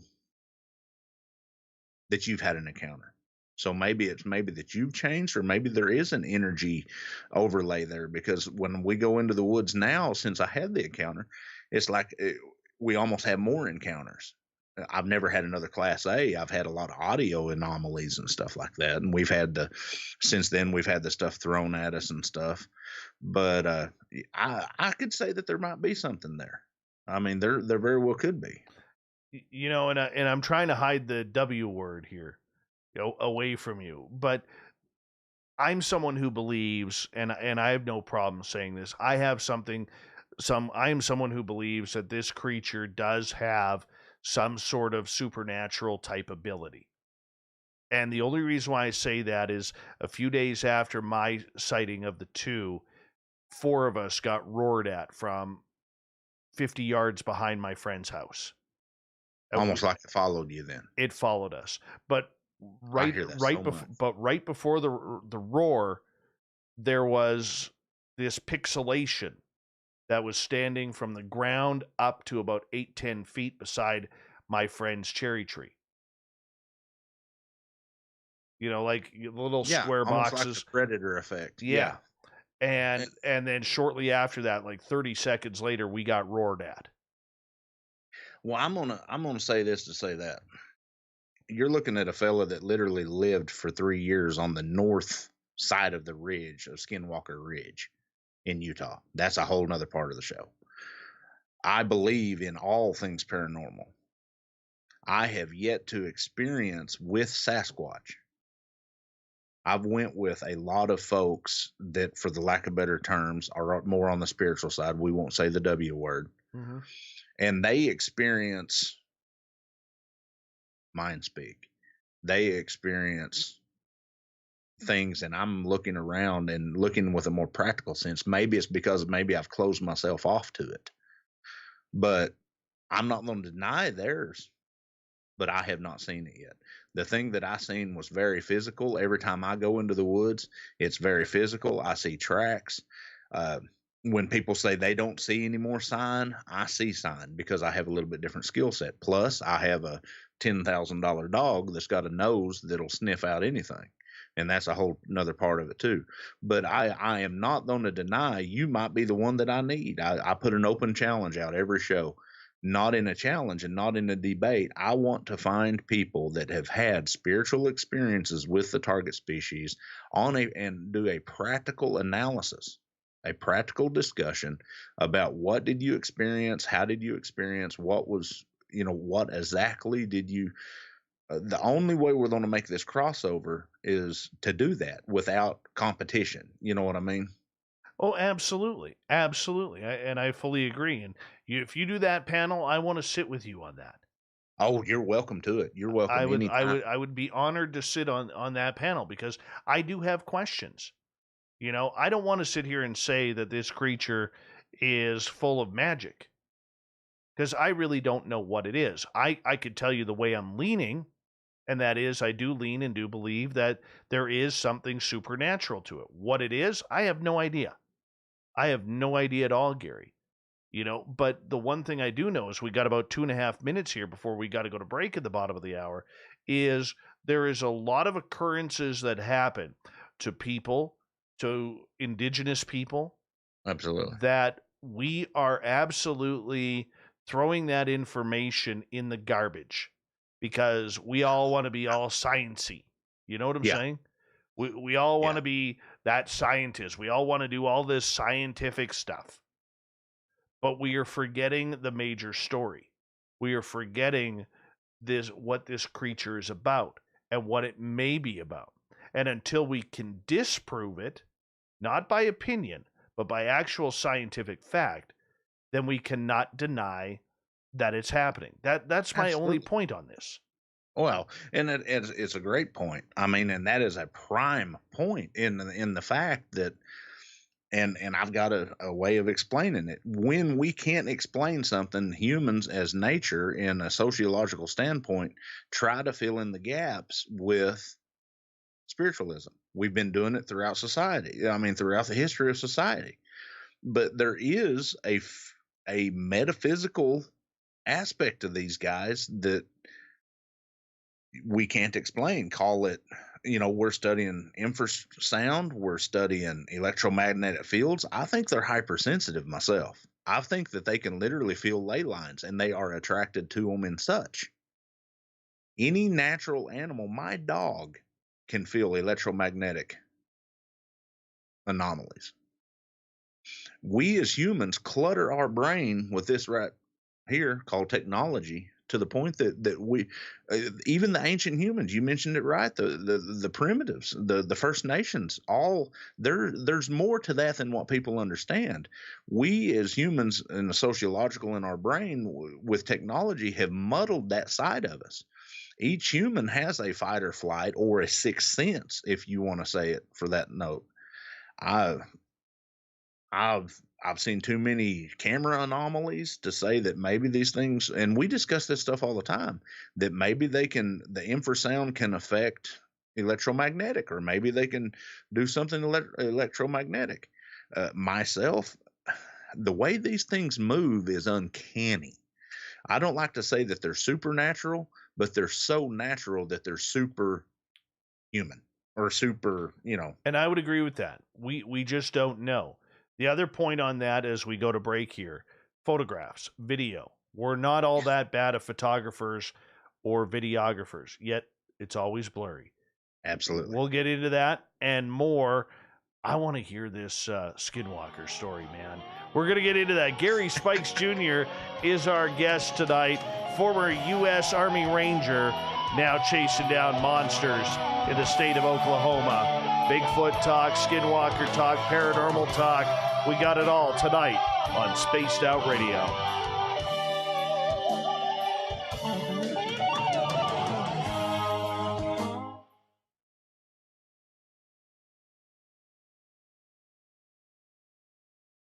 I didn't know about it until I moved away.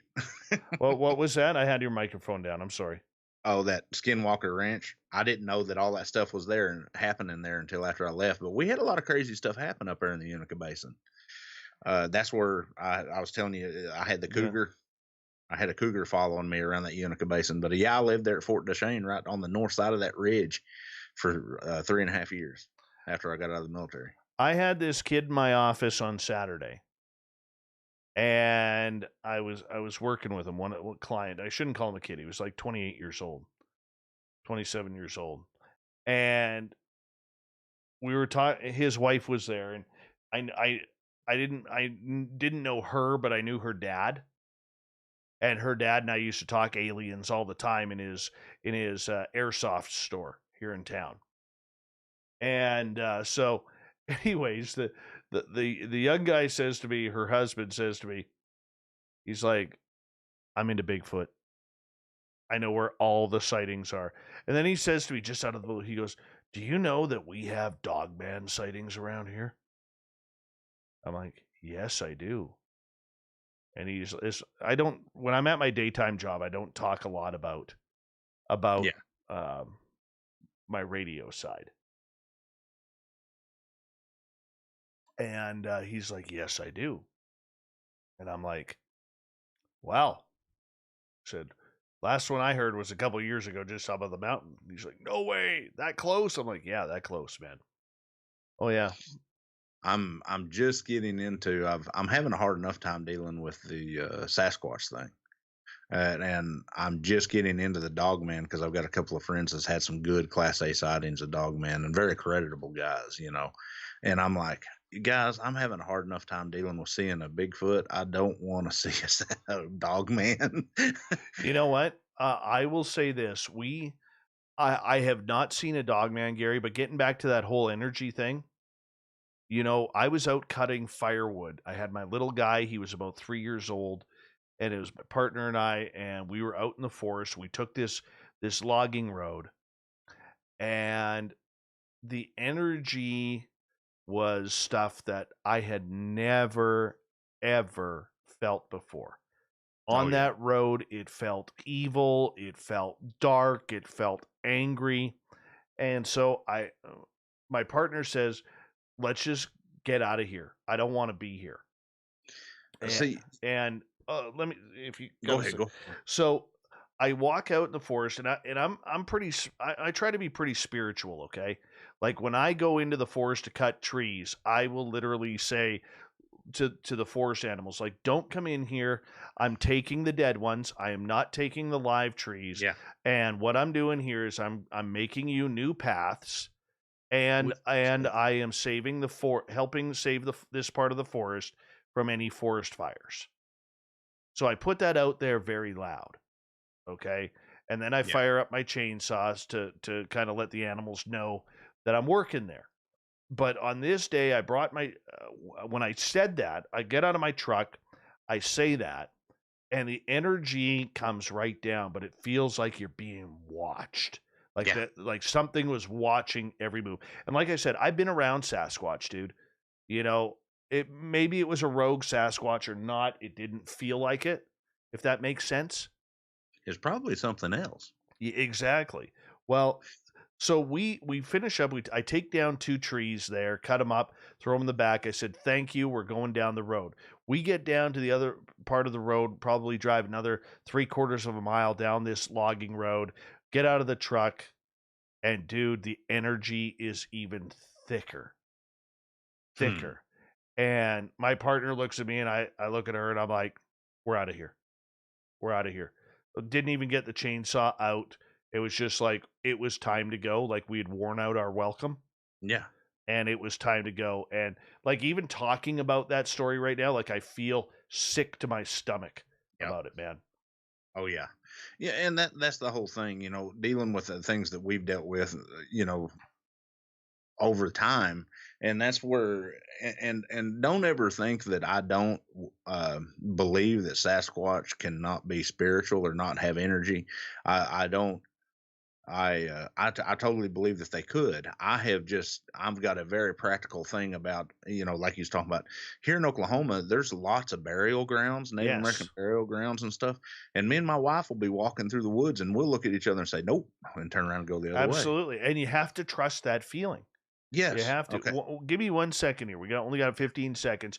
Thank you so much, Colin Douglas and Cat Chaser, for the awesome super chats. It's a great way to support the show that we do here on a nightly basis. Here we go with the second half of the show starting right now.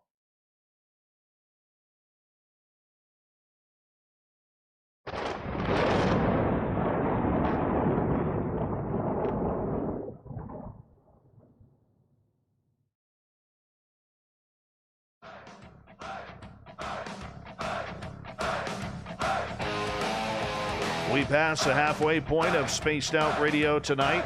My name is Dave Scott. Thank you so much for taking the time to join us, especially you, Big Nate Foot in Spokane. Make sure Corey isn't watching the Hallmark Channel while we're talking monsters here.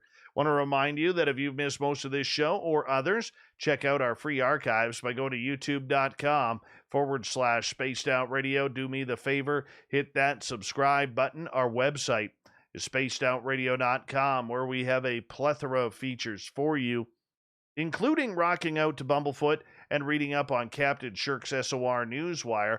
Follow us on Twitter at Spaced Out Radio and on Instagram at Spaced Out Radio Show. We continue on talking Bigfoot.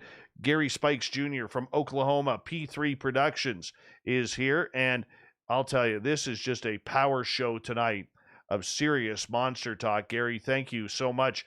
You're making me look good here tonight, my friend. Serious.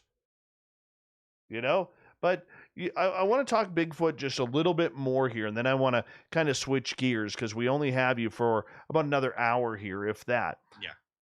Photographs, videos.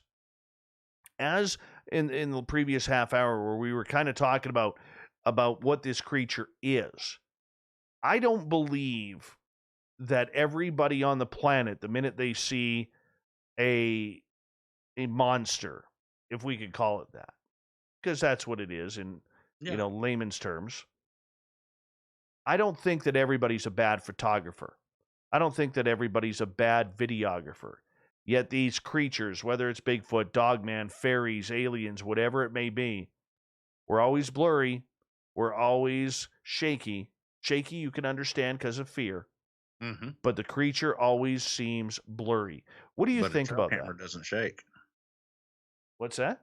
A trail camera does not shake. Neither does a tripod. Absolutely. So what do you think is going on? Have you looked into that?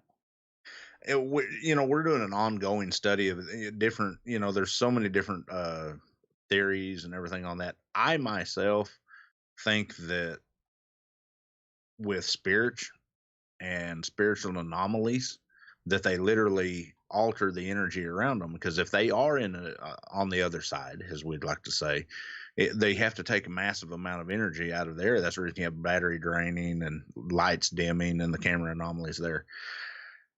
We don't know. Once again, I have never experienced it with Sasquatch, with the energy fluctuations. I've got very good friends that have.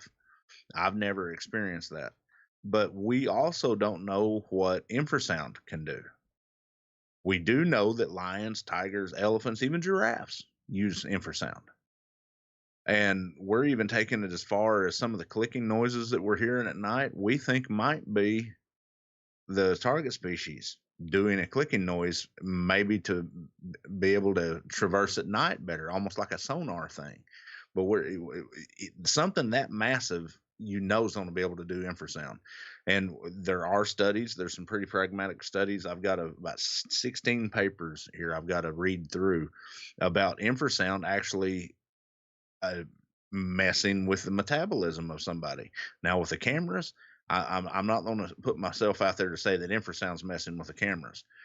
But if these things can do infrasound, we don't know what else they can do. They might be able to manipulate energy. I mean, I've studied martial arts most of my life. I've spent a lot of time in the Orient. The human body can do many things with energy. We don't know exactly what it is. But I do know that in what we were saying during the break about there's other things out there. I'm just going to put this out here. If you have a very negative experience with a Sasquatch, and I have to throw a name out there with it, Mr. Scott Carpenter. I follow him and have dealt with some of the stuff he's dealing with. I truly believe that a demon can, how would you say, project itself in many different forms.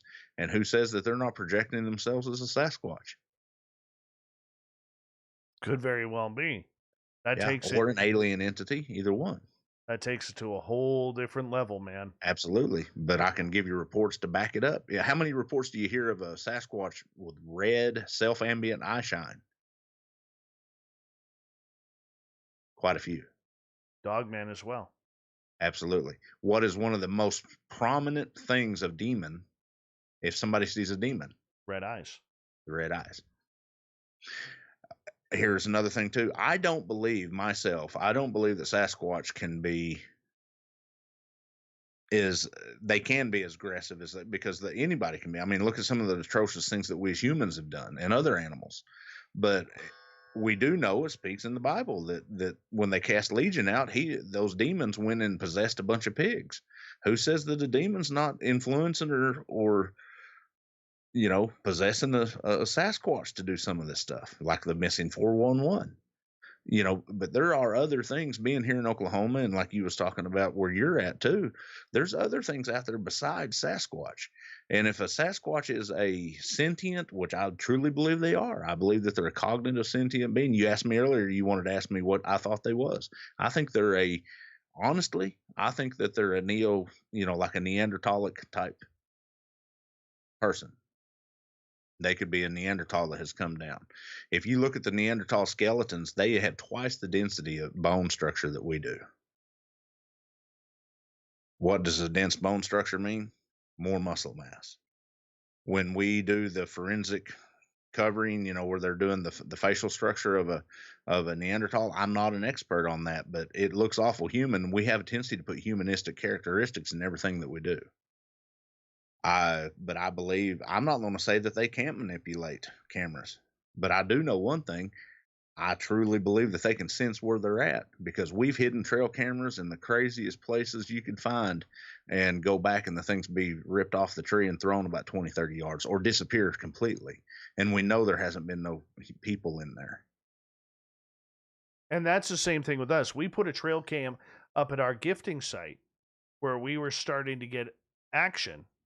We had it up there for 7.5 days. Didn't capture a thing.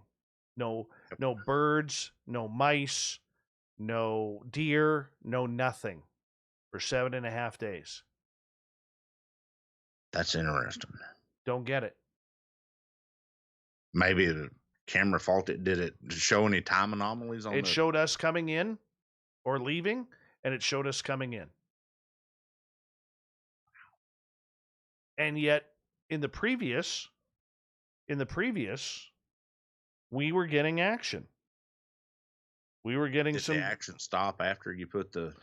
We haven't been back there since because the snow started falling. This is where the problem lies. Yeah. I mean, this is some of the stuff we were getting right there. That blood? That is grease on a kid's basketball. Looks like fingers, doesn't it? Mm-hmm. And we know about it. Well, if you think about it, any animal that, like your skin a moose or a deer, they have, grease buildup because their hair, because they don't wash like we do.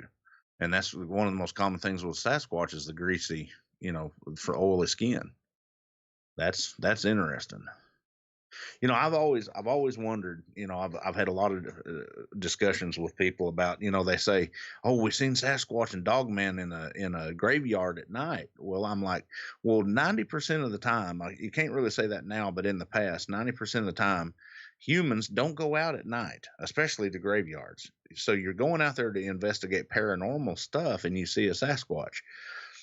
Well, my point is we all believe the Sasquatch are out at night more because they want to avoid us. Well, if it's just a law of numbers. If you're out in the middle of a cemetery in the middle of the night, and the Sasquatch is out there in the middle of the night, well, the Sasquatch can be anywhere in the middle of the night. It's just the amount of numbers and time putting out, because we're finding out as people goes out at night, they're having, sightings. But I'm also finding that Sasquatch is out at daytime too. A lot of daytime sightings. There's too many factors to throw in there. That's the reason I'm always searching for people that's had direct encounters of a spiritual nature, aka mind speak, aka infrasound, or direct anomalies like you were saying about seeing the sparkly. I want to hear more about that.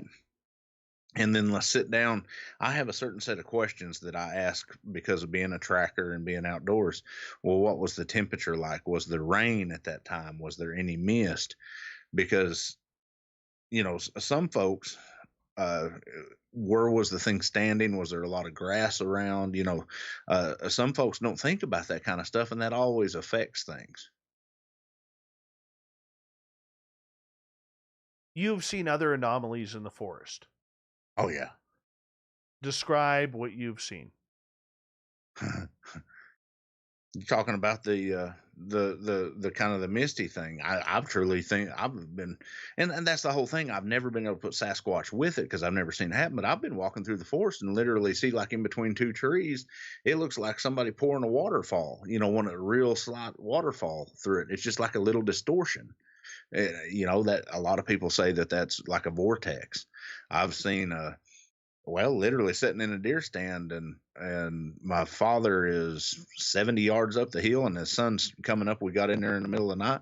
I heard bipedal footsteps walk up underneath me, look down like this, and I seen a First Nations gentleman wearing a cowboy hat and no shirt and a pair of black pants look at me like this. And as the sun came up and the light came up, he faded out. And come to find out, we was hunting on Cherokee burial ground. Being here in Oklahoma, you see all kinds of crazy stuff like that. I've been in a cemetery and seen a statue of Jesus literally hanging on a cross, and blood start coming down from its side of its face and on like the stigmata and out of his hands. I mean, we 9 of us literally seen that my hair's crawling even thinking about it. God, why do we have to go there? Seen all kinds of.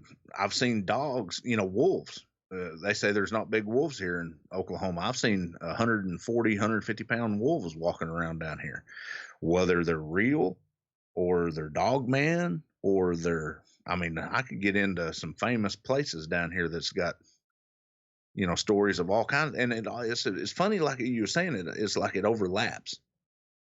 It's like you have spiritual stuff. You also have Sasquatch stuff. You have demonic stuff. You have, we've got the famous, what do they call it? The magnetic road. We got a road down here which I was actually able to disprove, but you park your car, put it in neutral on the road, and it'll start rolling backwards, but yet you're rolling uphill. Well, what it is the elevation grade's rolling uphill, but at that certain spot, we took a transit out there, laser transit, and measured it at that certain spot for 60 yards. It's rolling downhill because of the little arroyo there.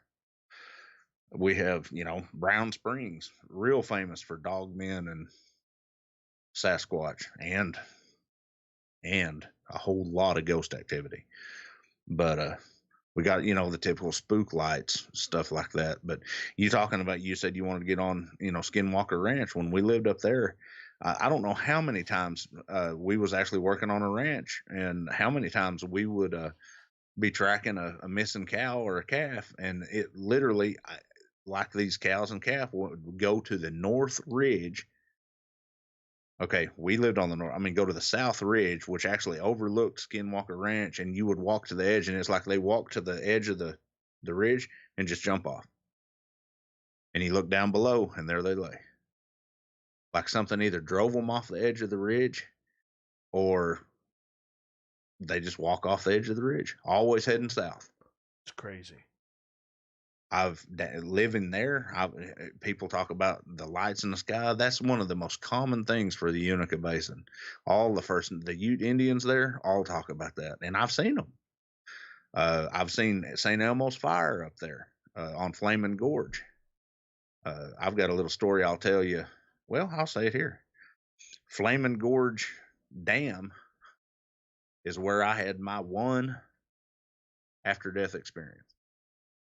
Very well documented case. Took a truck off the backside of Flaming Gorge Dam, which is 48 miles north of Fort Duchesne, 142 feet to the bottom, in a semi-truck. Was pronounced dead on the scene, brought back to life. And I'll tell you more details on that in a little bit more private, but I spent 3 years in a wheelchair at the Unita Basin.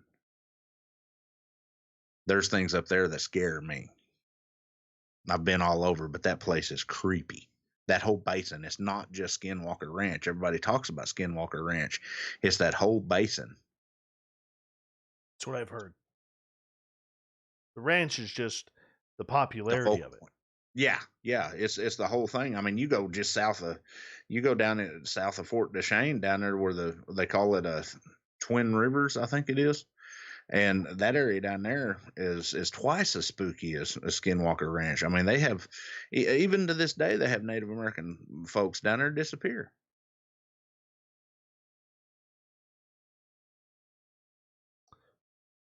What do you think's going on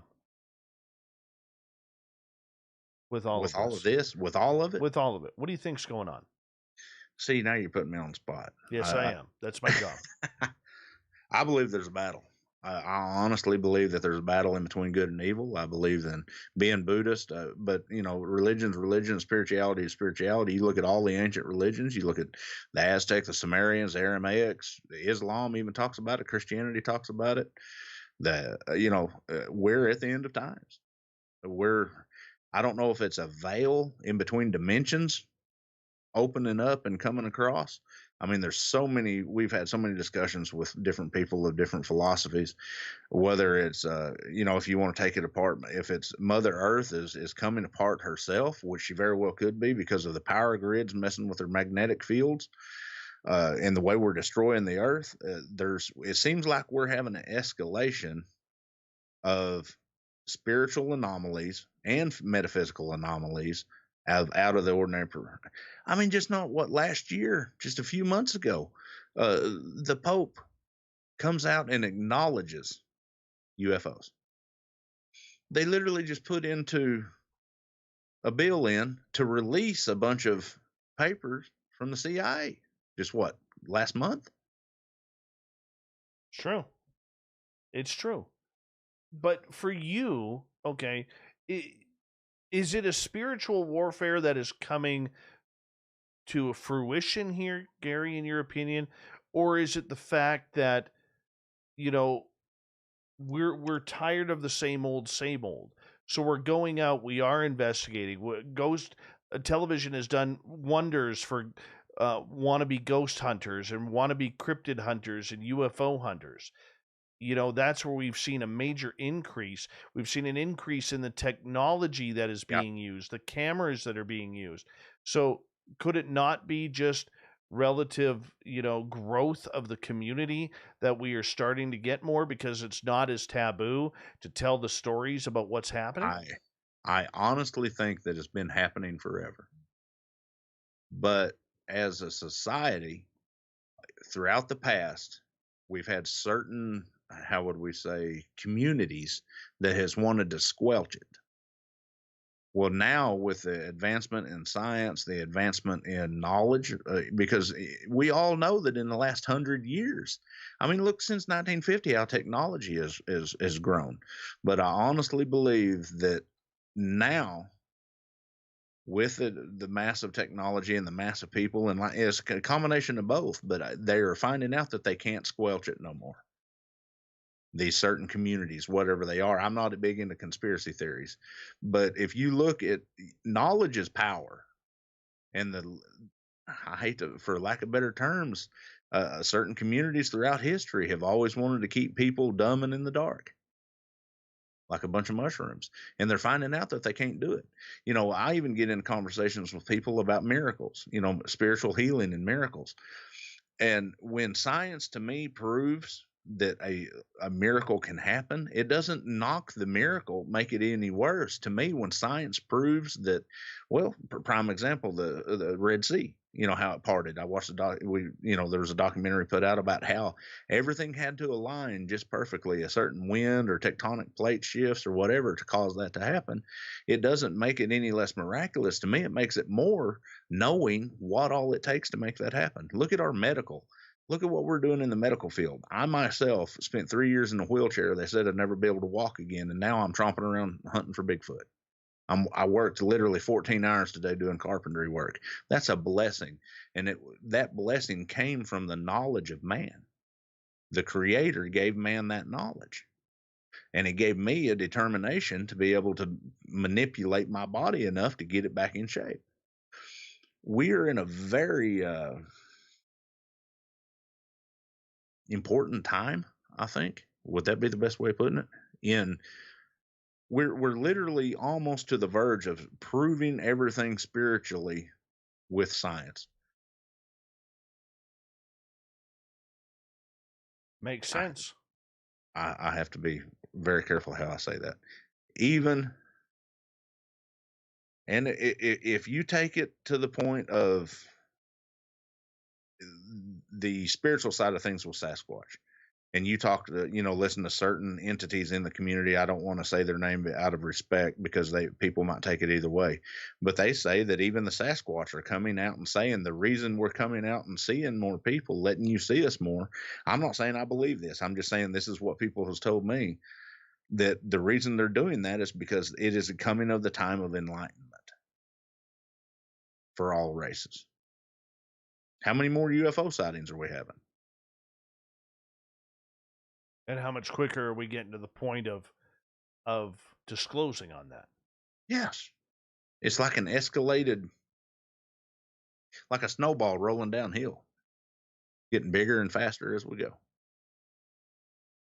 Yeah, and I can see that, and I understand with where you're going, but I think the smarts of it all, that we do have to have a serious look at the ideas. We only got about 2 minutes to go here, that people are more awakened.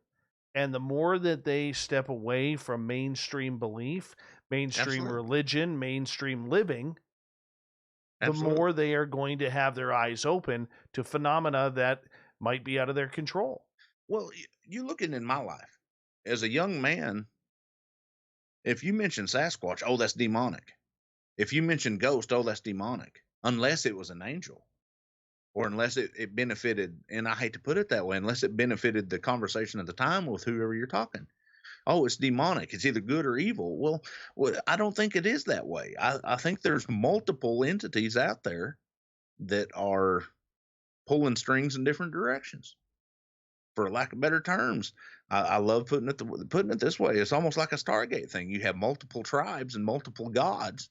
We are literally proving, we're on the threshold of proving right now that even in mainstream religion, that we're on like the seventh or eighth level of humanity on the earth. We're finding technologies that are way older than what the modern day Christian is talking about. Sumerian technologies, Aramaic technologies. It's so beautiful that knowledge, how would I put that? That knowledge is superseding religion, for the lack of better terms. Well, we only got 45 seconds left. And, we could get real philosophical with this. But when we come back, I want to get into some of your weird stories, because we only have you for another 30 minutes. So I figure we could get in between 1 and 3 good stories. Yeah. That you've had. One question before we go to break. All your time in the forest, you ever seen one of those stairwells that just appears out of nowhere? Like going into the heavens or something? Yeah. No. I want to see one of those. They say you're never supposed to go up those. You're never supposed to walk up because there's something bad up top. But who knows? Gary, I'm going to get you to hold on right there, because we are going to go to break here at the top of the hour. We have Gary Spikes Jr. for another 30 minutes on Spaced Out Radio. I tell you, this is one of those shows that we highly recommend the replay on, because there's a lot of info and a lot of detail. You're going to want to check it on out. We're going to continue on with the Monster Talk. All the way from the beautiful state of Oklahoma, Gary Spikes Jr. from P3 Productions. Monsters in Oklahoma. We're going to find them next on Spaced Out Radio.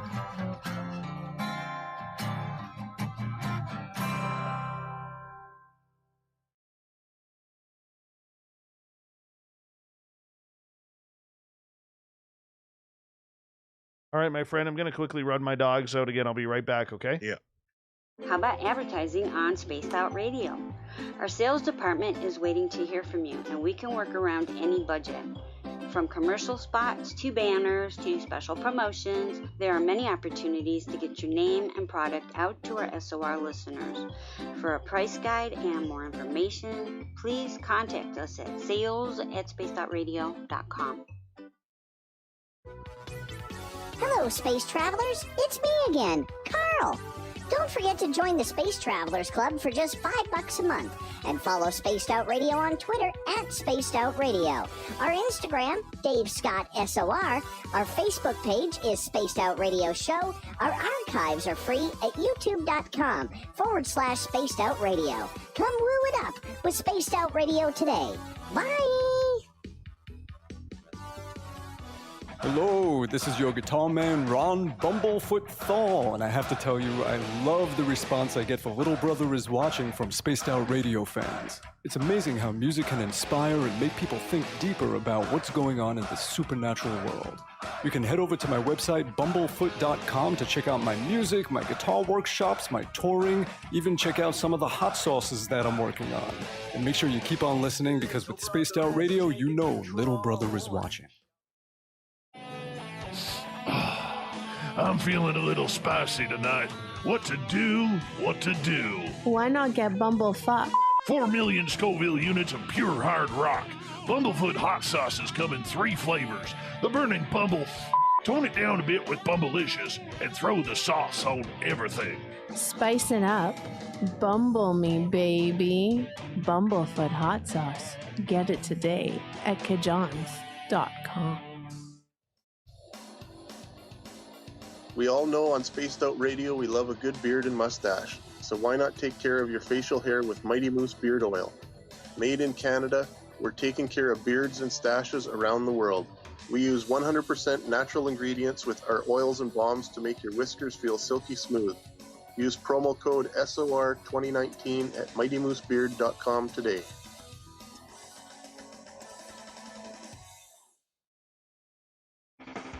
The party is always on at the Moose Vancouver.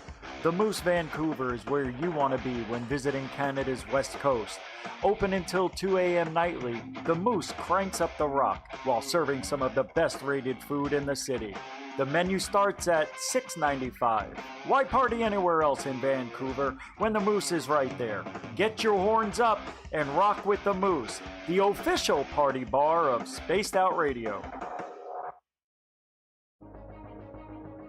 Hello everyone, this is Ryan Stacy from the Experiencer Support Association, otherwise known as TESSA. We're glad to team up with Spaced Out Radio to help investigate your experiences on the SOR Sightlines report. Together, we'll investigate the strange sightings and occurrences you've had. We're looking for answers just like you. So fill out a Sightlines report on the Spaced Out Radio website and let's figure out what's going on together. Hey, space travelers, this is John Resig, founder of the Chide and Chive Charities. If you know anything about our website, you know we like to do things a little differently. We're not some faceless organization collecting money for a nebulous cause. Our donor dollars go directly toward life-improving items. Then we give those items directly to an underdog who needs it most. To become a donor with Spaced Out Radio's official charity, Chive Charities, just go to chivecharities.org/donate. For the price of 1 cup of coffee a month, you can become an SOR Space Traveler. The Space Travelers Club is a place where you can interact with other listeners, either live during the show or on our great forum. We want your stories, pictures, comments, and ideas. You'll get live video streams, exclusive content, and be a part of our newsletter. Stay in touch with everything SOR. The Space Travelers Club is just $5 a month at spacedoutradio.com. All right, buddy, I'm back. We've got 2 minutes. 2 minutes. Man, you talk about a marathon today. Wow. I'm having fun, man. This is fantastic radio. Thank you. Oh, yeah. Hey. I enjoy talking about this subject matter. It's enthralling for me.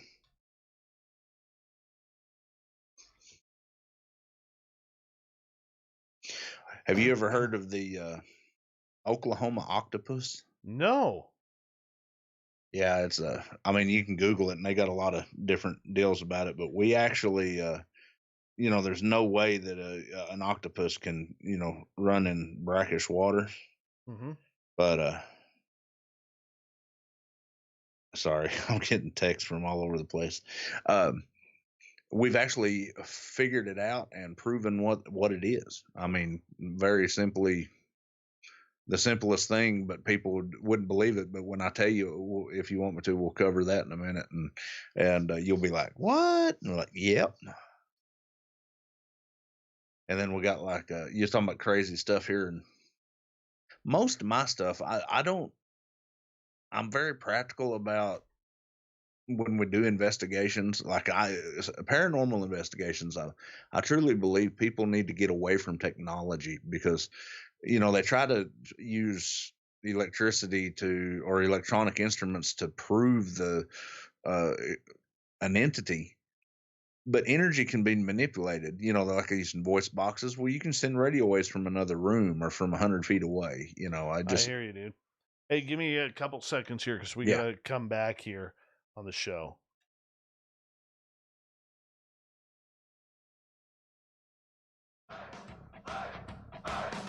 Would you like to connect with us? Head to spacedoutradio.com for all your latest show info.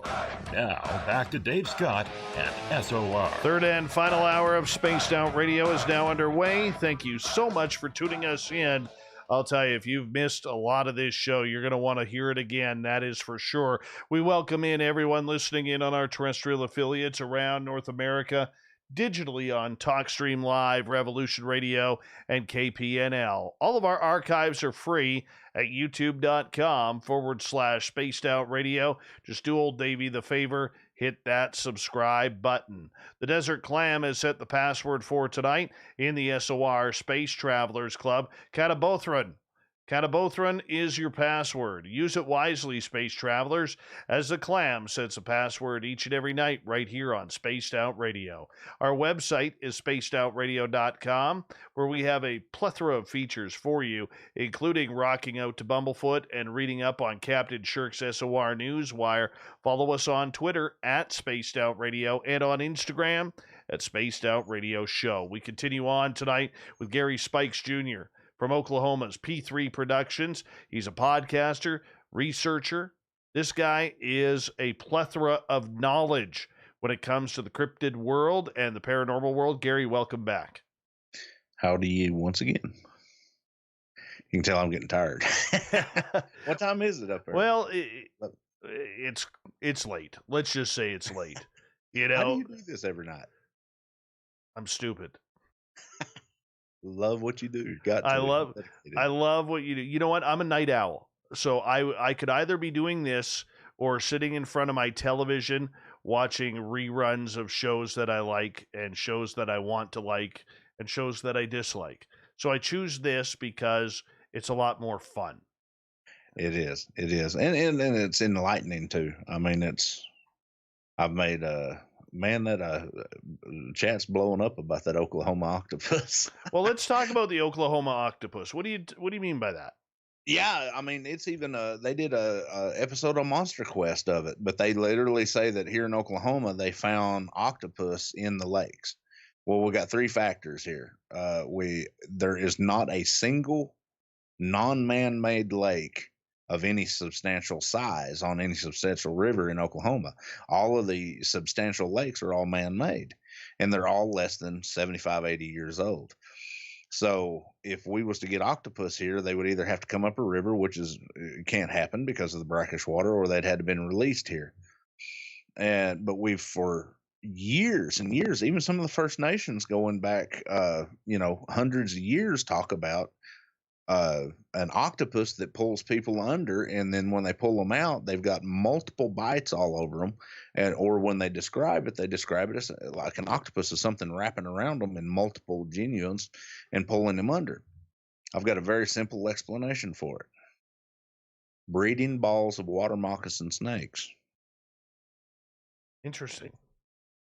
It happens. I was noodling at the age of about 15, and my grandfather was on the bank, and I had my head up underneath a brush pile, and he says, "Do not move." And I'm like, "What?" And he goes, "Do not move," in a very stern voice. And he said, "Okay, now turn your head slowly." And as I turned my head slowly, we was on the South Canadian River, just north of my hometown. And as I turned, I literally seen about 40 water moccasin snakes coiled up in a ball and just a mass in the water drifting down the stream. If you got caught up in the middle of that, you're going to come out with about 40 or 50 bites, and they're coiling around you. If everybody describes an octopus, when they wrap around you, they have those suction cups, and it bites at you. So once again, and then if you Google it, I mean, there's a whole big slew of it, of the Oklahoma octopus, and they even talk about venom. It's so funny how that just the practical easiest, and that's the approach that we try to use here is we want to use the simplest and the easiest thing, or the simplest thing and then start getting more how would we say, constructive about how we encrypt or decrypt something. I have seen that snake balls probably 20 times since then, because I pay attention to it. And you can Google it online. Anybody can Google it and just type in a water moccasin snake ball, and it'll show them. And man, it does. If it was in the water and it hit you, it would feel like an octopus. See, when it comes to Ogopogo, which is about 4 hours south of me in Lake Okanagan. Yep. Yes. I tend to believe that creature is a large sturgeon. A white sturgeon, of course. Yes. And the white sturgeon in the Columbia River, which starts at Lake Okanagan and then ends up separating the state of Oregon from Washington. I totally believe that's what we're dealing with. Oh yeah, it's funny you say that, because just Sunday night in I handle multiple shows. We ended up interviewing Mr. Just a second, I want to pronounce his name correctly. I got so many messages. Scott Martis. Do you know of him? No, I haven't heard of him. He specializes in lake monsters throughout the world, but mainly he was on the Monster Quest of Champaign. He spent many years researching Ogopogo, Champaign, all over. We just interviewed him Sunday night. Great show, but he was talking about that Ogopogo and mentioned that white sturgeon thing. See, here in Oklahoma, we have catfish that are 80 pounds. We noodle them. We grab them with our hands, and that's Right. that. 80 pounds is not a real big, that's a big fish, but we get them 80 pounds all the time. Well, the sturgeon in the Fraser River, where I grew up near, right along the banks, that the sturgeon in there, the white sturgeon in there, can get up to 20 feet. Oh yeah, 17 to 20. Yeah. And I mean, this is the size of a great white shark. Absolutely. And it could get up to, 2,000 pounds. So, I mean, you put something like that in the water, or a couple of them, and the way their bodies are. I don't know if you've ever caught a sturgeon. I have. Oh yeah. If they don't raise their head, they almost look like an alligator. I mean, a crocodile. The way they got the nodules on the back. Yeah. Yes. They're ancient fish. Oh yeah. And they live for, anywhere from 100 to 150 years old. And they don't stop growing. So, I mean, the issue with that is, I think there are logical explanations for a lot of this.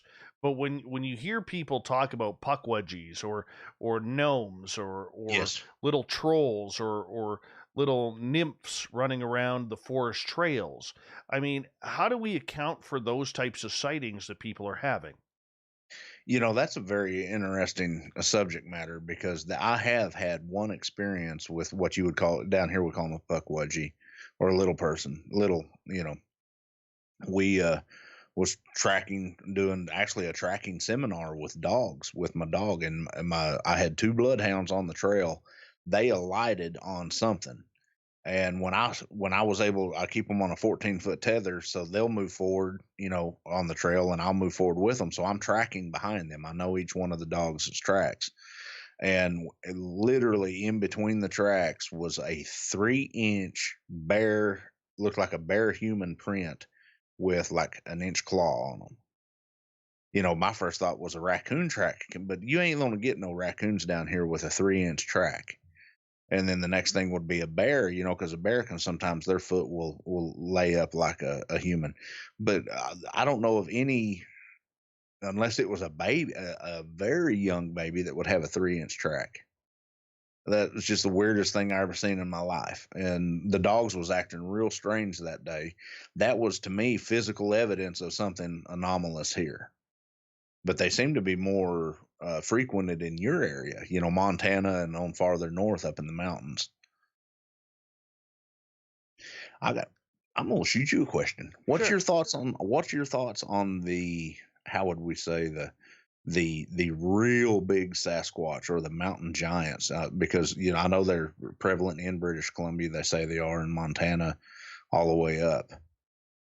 Have you ran across anything like that up there? I'm talking 24 to 27-inch tracks. I 9 have heard of them in northern British Columbia, like getting close to the Alaska and Yukon borders. That's where I have heard that they are. They kind of go into this growth spurt, from what I'm hearing, once you get up there, because there's something weird about the minute you get, past the halfway point of British Columbia, and I'm about 5 hours south of the halfway point, if you were to drive. And that halfway point it just seems like everything gets bigger as you move up. The bears get bigger, the moose get bigger, the deer get bigger, the rams get bigger, the Dall sheep get bigger. Everything just seems to grow and grow and grow. So the reports that I have heard from northern BC is, you find a 9-10 footer, that's a small one. Oh, wow. And that would make sense, because in that temperament climate, you would need the mass and the size to stay warm. Yeah. And to cover the terrains, because that's a lot more wide open up there, isn't it? Than Oh, yeah. But I mean, the further north you go, I mean, you have to realize, like with Canada, 90% of our population is within 100 miles of the U.S. border. Yeah.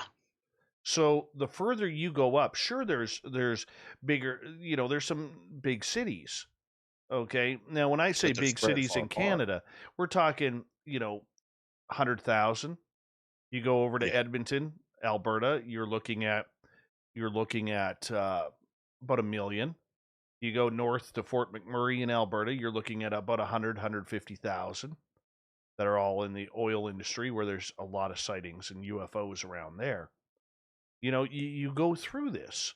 And so, but the population is all centered into one area. It's very rare. I mean, there are parts of British Columbia, for instance, that have never seen humans to this day. To this day, they've never seen a human track. Right? So it's easier for these creatures, whatever it may be, to hide there. And that's kind of the cool thing. So do they grow? I've heard of the 12, 15 footers. I heard that from a First Nations man up north. Said, yeah, they're getting up there in size. And you have to, you want to believe it. It makes sense, considering, a moose in my area, a big moose in my area is about 1,200 pounds. Yeah. You go up to get one of those Alaskan moose way up high, and you're looking at a 2,000-pound bull. Yeah. That's a big difference. 10 feet tall, yeah. That's a big difference. I've been to Canada twice, Manitoba. My best friend lived there for, most of his life. But I've got me once they open them borders up, like you was talking about earlier, I've got me a bucket list item that if I ever can, I'm going to go visit. And this big boy is going to take me, my butt, and I to the Nahanni Valley. Yeah, everybody wants to go there. Oh, I know, and it's so hard to get there, but it is possible now. I mean, they're airlifting people in. But yeah, that's a bucket list thing. I think the average cost on it now is like $6,000. So for people who don't know what the Nahanni Valley is, there's a legend there that goes back almost 100 years of a bunch of people who were killed there strangely, and their heads were ripped off their bodies. Mm-hmm. That's the scary part. And there's been nobody ever claimed. Like, we're talking ripped. We're not talking cut off with a knife. We're talking ripped off. Like somebody, and it's scary. It's scary in there. Absolutely. And it's not even so much that for me, it is one of the last true, to me, that would be almost like getting into the Amazon River Basin. It's one of the last true extreme survival trips, for lack of better terms. I've always wanted to go there. But we had a case similar to that down here in Oklahoma, actually just south of me, down in a pretty famous case in Brown Springs. And you was talking about, you wanted to ask me about some of the craziest things I seen. I was actually able to get a little bit of verification on this because the case is still open, but the Brown Springs is right on the border of Oklahoma and Texas. And they found a car with a young lady's body strung across the hood. And she was eviscerated and had been sexually assaulted. And the young man, the way I'm understanding it, the young man had his head turned around backwards on his body. Oh, wow. And slung aside. And the way the story goes that I had heard all my life is that they was down there doing the what young couples do.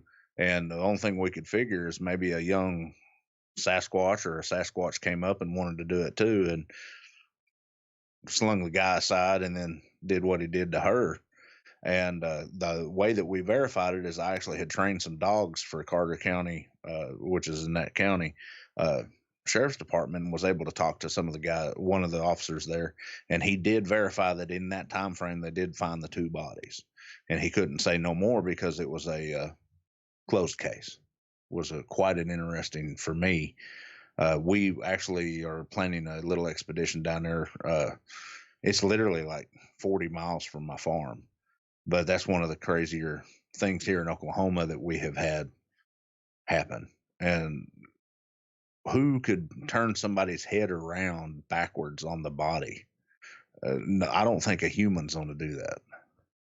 When you look at the overall picture, you've been a paranormal investigator, which you enjoy.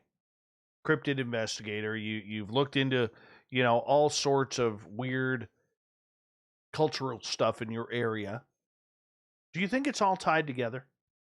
Oh yeah, no doubt. I mean, you might have some anomalies here and there that are different, but yeah, I honestly believe that they're, like we was talking about earlier, I believe that there's a link in between all this. I mean, you can't be in the my way of life with Buddhism not knowing that there is a link to all this, whether it be that battle of good or evil, or back and forth of spiritualism and spiritual anomalies.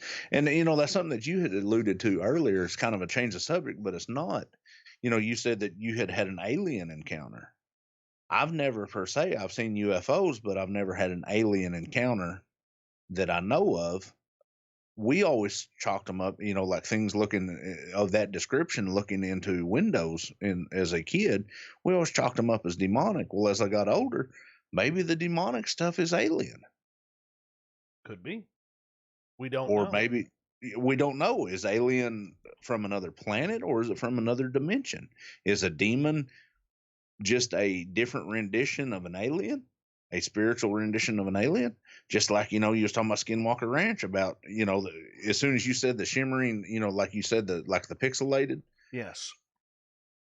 Was that, I'm curious because, that's a real common thing at Skinwalker Ranch, of a pixelated entity, not an area, but literally a physical pixelated, almost like the Predator running around. Is that what you... The funny part about it was there were 4 of us there.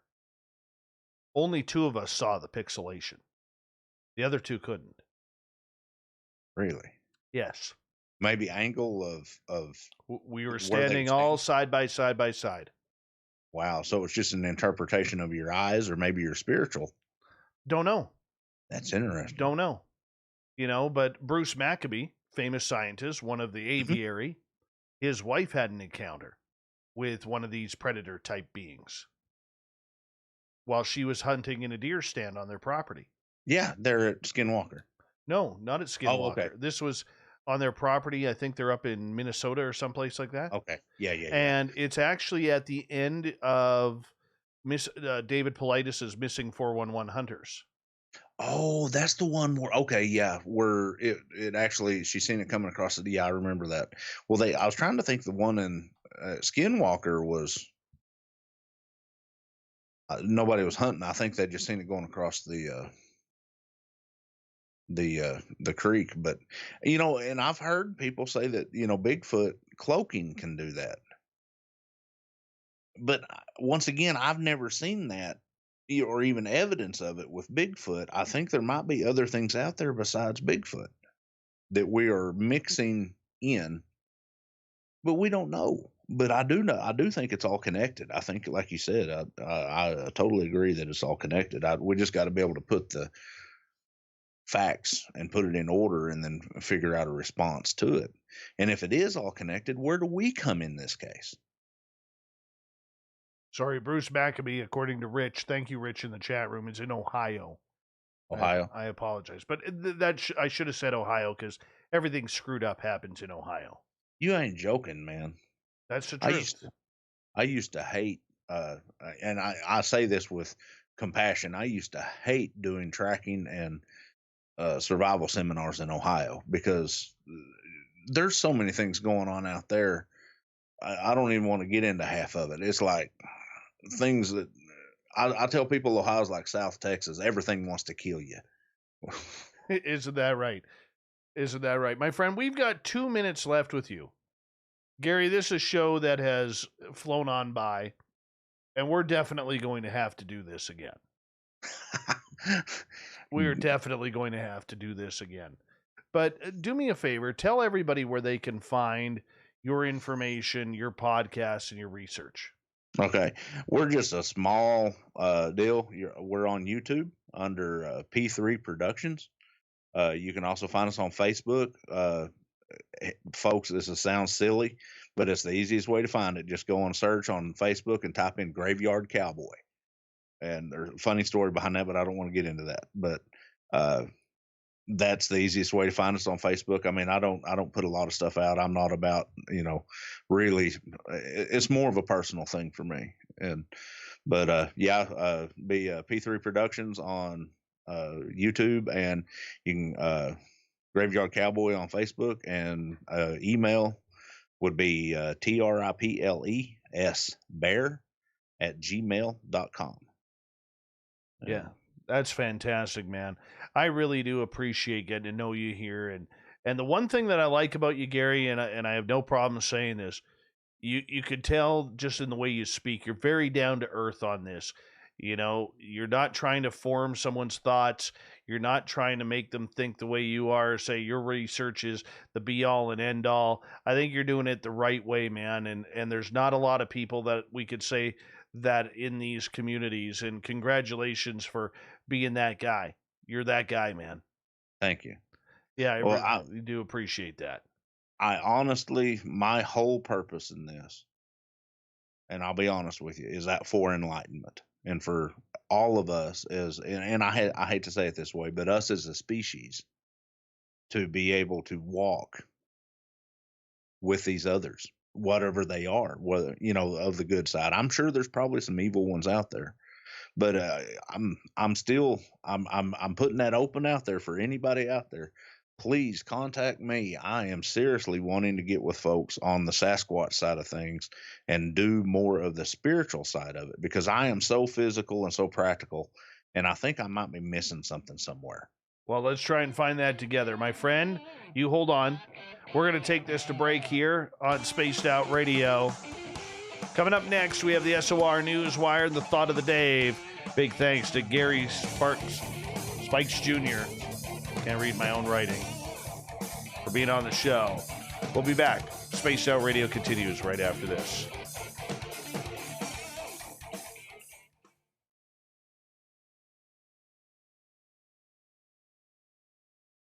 All right, my friend, what is your YouTube again? P3 Productions. I just have a bunch of people here who want to subscribe. Yeah, somebody put it in the link. Let's see. Yeah, Corin's died. Good old Corin's the booking guy. Yeah. And I've got the real in-depth 20s, that sighting. I've got a video of it actually sitting down on our pond. You was talking about doing the gifting. We could talk for hours on this, but my father is actually starting a gifting program down there in our research area and getting some interesting little like feathers and stuff like that brought back in sticks, being kind of funky. And there's nobody else down there. Well, I'll show you another picture. Remember I showed you that basketball picture? Uh-huh. Okay, so when we first went up there, we were chased out of that area in 2018. And last year we finally decided to do something because it was nagging me. I was nagging my friends. We got to do something about this.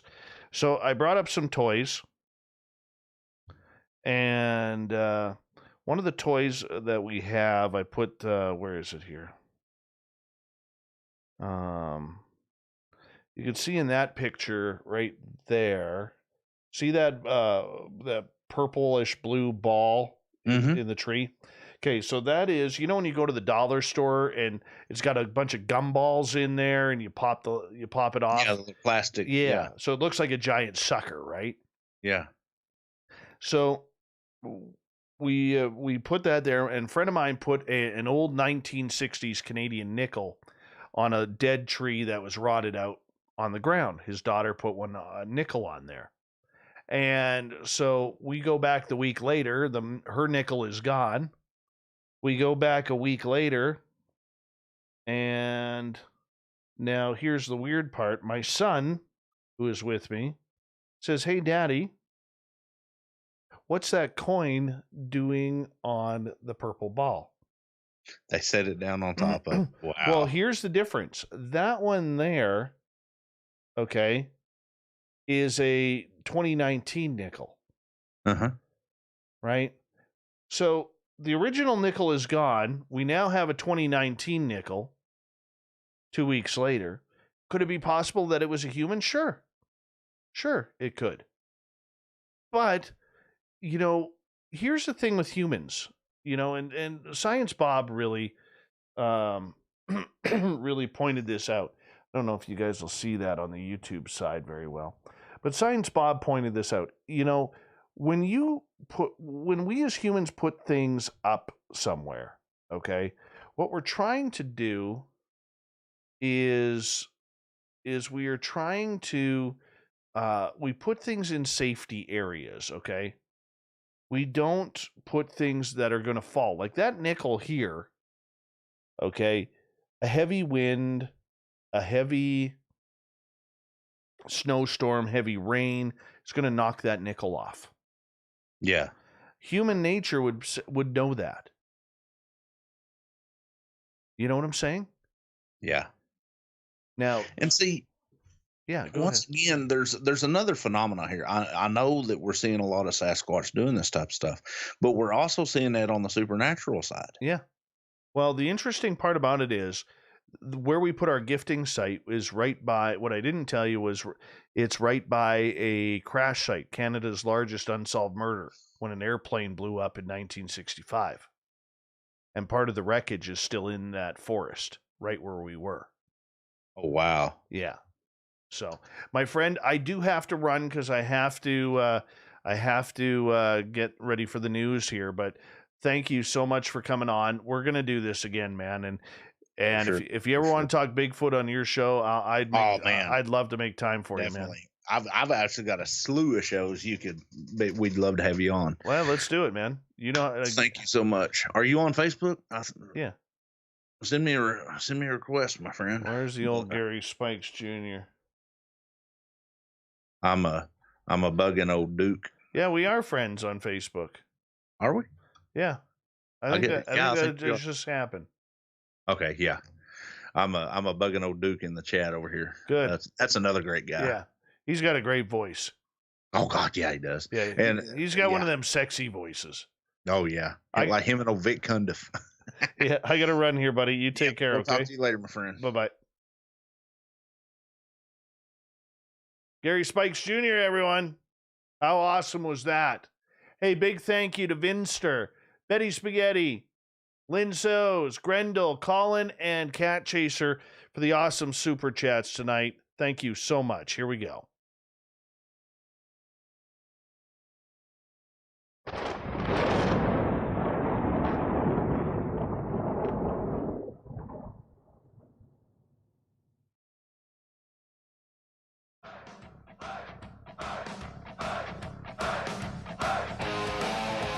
We rounded third. We're heading for home tonight on Spaced Out Radio. My name is Dave Scott. Thank you so much for tuning us in. We really do appreciate it. Want to remind you that if you've missed most of this show or others, check out our free archives by going to youtube.com/Spaced Out Radio. Do me the favor, hit that subscribe button.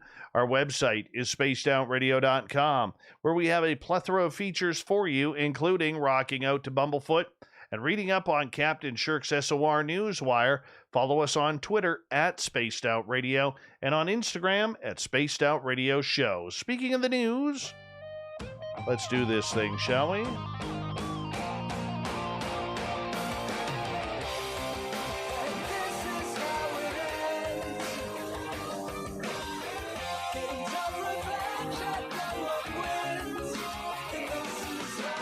The news is always changing, which is why we bring you the SOR Newswire at the back end of every show, where we get to the weird, the strange, the wacky, and sometimes the skeptical.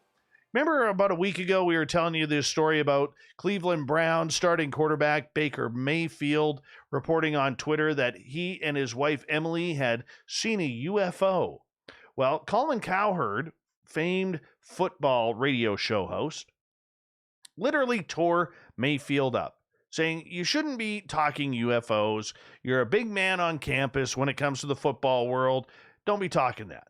Well, maybe Baker Mayfield actually did see a UFO, but this is where it gets interesting, because Cowherd, who does not believe in UFOs, decided that he was going to get Neil deGrasse Tyson on his show to talk about UFOs. And according to NDT, he says, okay, so what he should do is go look at what meteors look like, and most of them look like simple shooting stars, Tyson said, but the occasional bigger one is called a bolide. We have special words for them, and they flash through the sky. It takes just half a second. It flashes through the sky at the end. Sometimes they explode. Now, Tyson recently made a little bit of headlines in the UFO world, and if you go to spacedoutradio.com or uapresearch.com, you can read my blog on it, where basically he's in denial that there is no UFO evidence out there. So Cowherd goes and gets someone who's going to support his angle of this whole football stuff. Let the guy alone. He saw a UFO. Most people can tell a meteor from something strange. We're not that stupid, Neil deGrasse Tyson. We're not that stupid. You know, the one thing we always say is science is about proving or disproving theory. It's not about proving or disproving opinion. And for a person of Neil deGrasse Tyson's popularity, stature in the scientific community, especially on mainstream with his television shows and his appearances, he's a brilliant man. He's a brilliant astrophysicist. But to deny the evidence is unconscionable. Science is not opinion. It is about proving or disproving theory. Interesting story here in the NHL.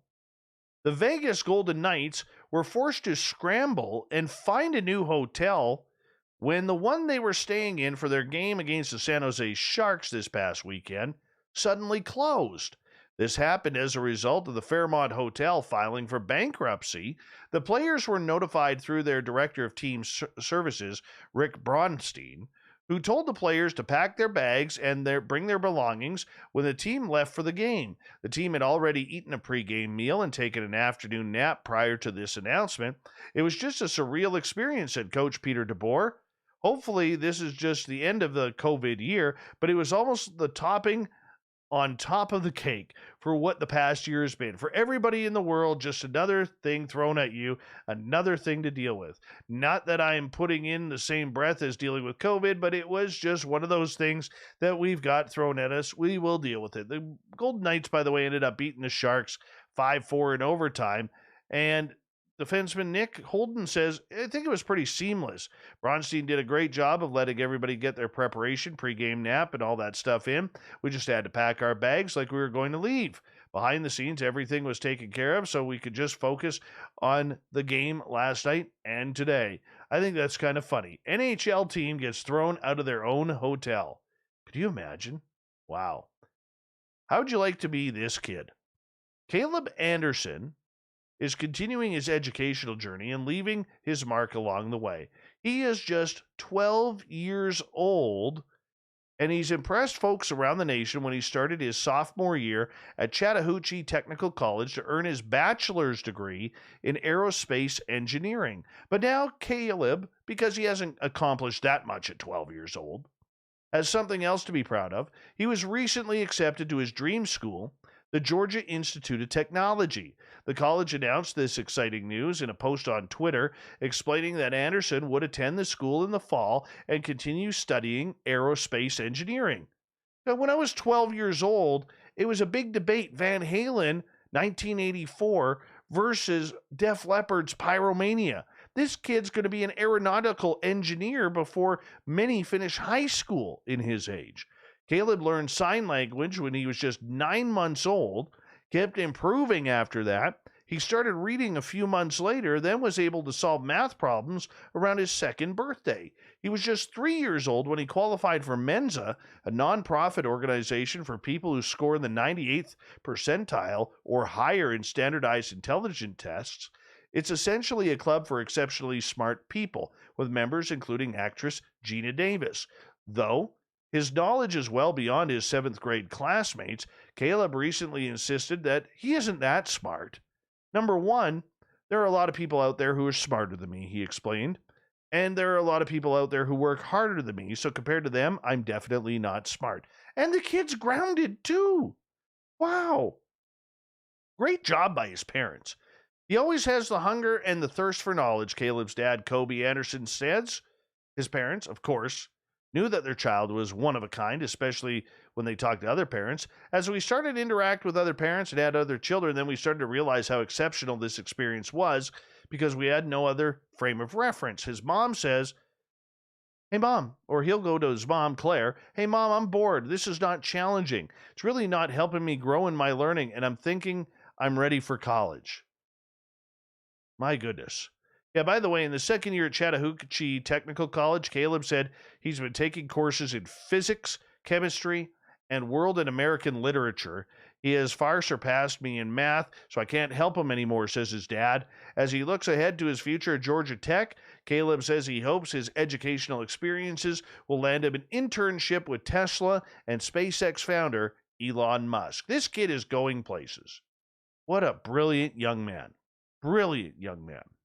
Astronomers, speaking of space, have discovered the most distant radio signals yet, which voyaged more than 13 billion light years across the universe before they were captured by multiple observatories here on Earth.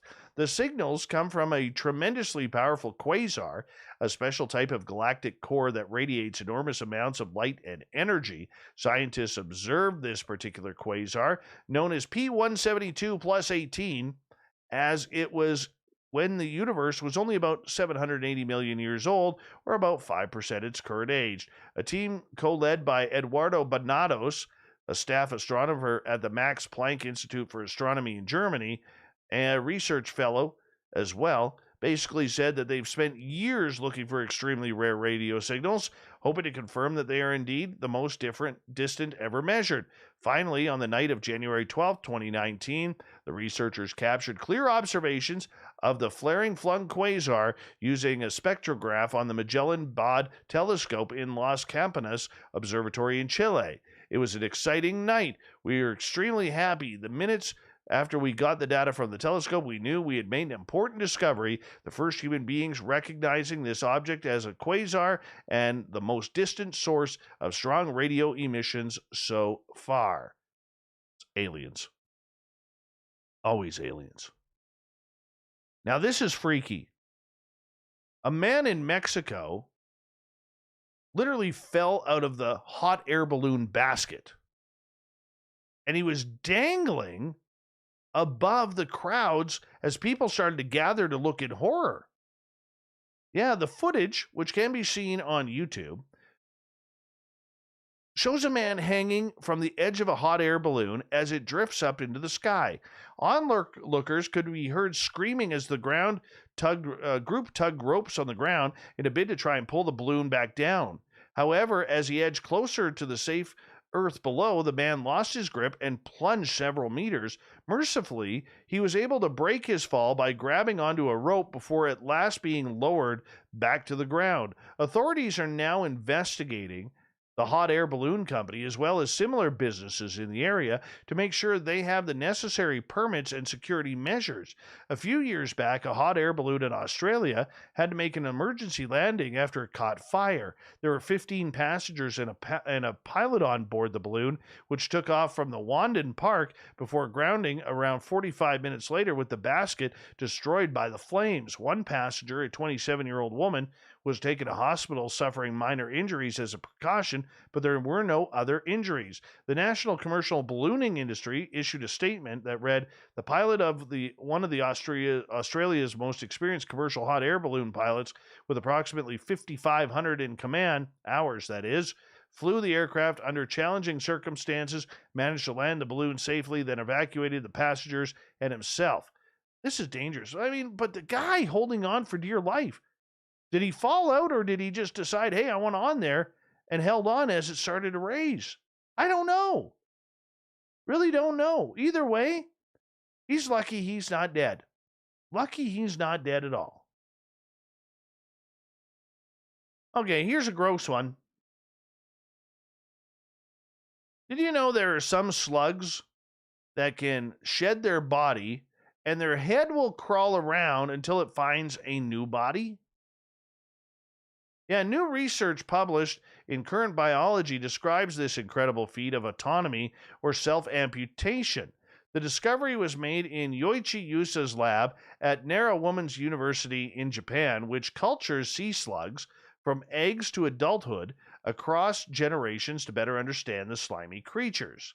One of the biologists at the university and lead author on the recent paper, Sayaka Mito, studied and stumbled upon the slug's well-intentioned self-dismemberment when she came across an individual in the lab whose head was no longer connected to its frilled pickle-colored body. Instead, the head was still moving. We had not thought they would perform such an unusual autonomy. No kidding. This finding was completely a serendipity. Once a team found one severed individual, they went around investigating why and precisely how the breakage occurred. The observations included attempts to induce a self-beheading by imitating the sort of cursory nips a marine predator would take on the slug in the wild. Perhaps they guessed the slug parting with its body was similar to a fighter jet using an ejector seat. Yes, the researchers also tied a nylon cord around where the slug's head met the body, where it seemed the slug was predisposed to making corporeal cranial split. They did this lightly enough, more akin to a too tight necktie than an asphyxiating agent, but the slugs don't have the respiratory systems as vertebrae as we do, so no big deal. Yeah, this continued on for days until they finally figured it out. Yep. Apparently the slugs just do it naturally. They want to be able to try and find a bigger body in order to grow, so they shed the old one. This thing's gross. I mean, slugs are bad enough. This thing's just gross. Yeah, much more research is apparently needed how these little slugs eke out existence without the help of the majority of their corporeal form. The new observations suggest there are a lot more questions to ask of these animals. Of course there is. Now this is a brawl for it all. Black bear versus skunk. You can find this video on YouTube as well. Skunks are unlikely badasses of the animal kingdom. Small, waddling, and sort of cute. They would seem vulnerable if it wasn't for the weapon they keep in their loaded anal glands. Yes, they have butt spray. As it is, they go wherever they want, brazenly poking their noses into every hole. Coyotes, foxes, bobcats, mountain lions, and bears can all eat skunks, but they usually avoid them. Still, you have to be impressed with the pluck of your average skunk. and a video that was shown in Windsor, Colorado, of a young bear deciding to take on a skunk, but learned the hard way. Yeah, a couple of suplexes, a pile driver, and an anal gland spray finally got the black bear away. Yeah, the bear in the video is in a grass field, eating, frolicking, just doing his black bear thing. But then, cue the music, sees a skunk, runs over to inspect the critter. You get a feeling that this might be the bear's first skunk experience. You also get the feeling that it's not the skunk's first bear experience, but there they are. Mano a mano, the standoff is on. Bear confronts skunk at close range, but rather than fleeing, the skunk says, "Yeah, you want to go? Let's go. Let's drop the gloves right here and take it on." Yep, the skunk takes a few steps towards the bear, rocks back and forth, raises its tail. Bear doesn't know what the heck is going on. Says, "What's this little skunk doing here? What are you doing? What do you think you're going to do, little skunk? I got these big claws, big teeth. What are you going to do?" Oh, guess what happened? Yes, the skunk all of a sudden did one of its quickly butt turns, twitched away this way, twitched away that way, sprayed the bear in the face. Bear goes running. TKO. Skunk wins. Skunk wins. The skunk wins. That's the way it goes in nature. That's the way it goes. It's a good video. Go watch it. You might want to check it out. Continuing on. We got one final story here for you. A lawn care company is seeking an outdoor gaming enthusiast to make about $1,000 playing cornhole, a game involved tossing small bean bags of corn into holes in a board. My True Green Lawn, an online retailer, Lawn Care, says it's seeking someone to play cornhole on 5 separate days and complete a worksheet from the experience. Do we need more reasons to get outside? Looking for fun ways while socially distancing? Want something to do that's good for all ages? If you are that person, they're going to pay you $1,000 to play cornhole. Posting states the candidates will need to have access to their own cornhole equipment, boards with holes, and small canvas bags of corn kernels for throwing. We are looking for someone who is willing to play cornhole and tell us about how you are using it to stay connected while staying safe. Applicants are being accepted on the company's website through April 2nd. Cornhole. Skunks.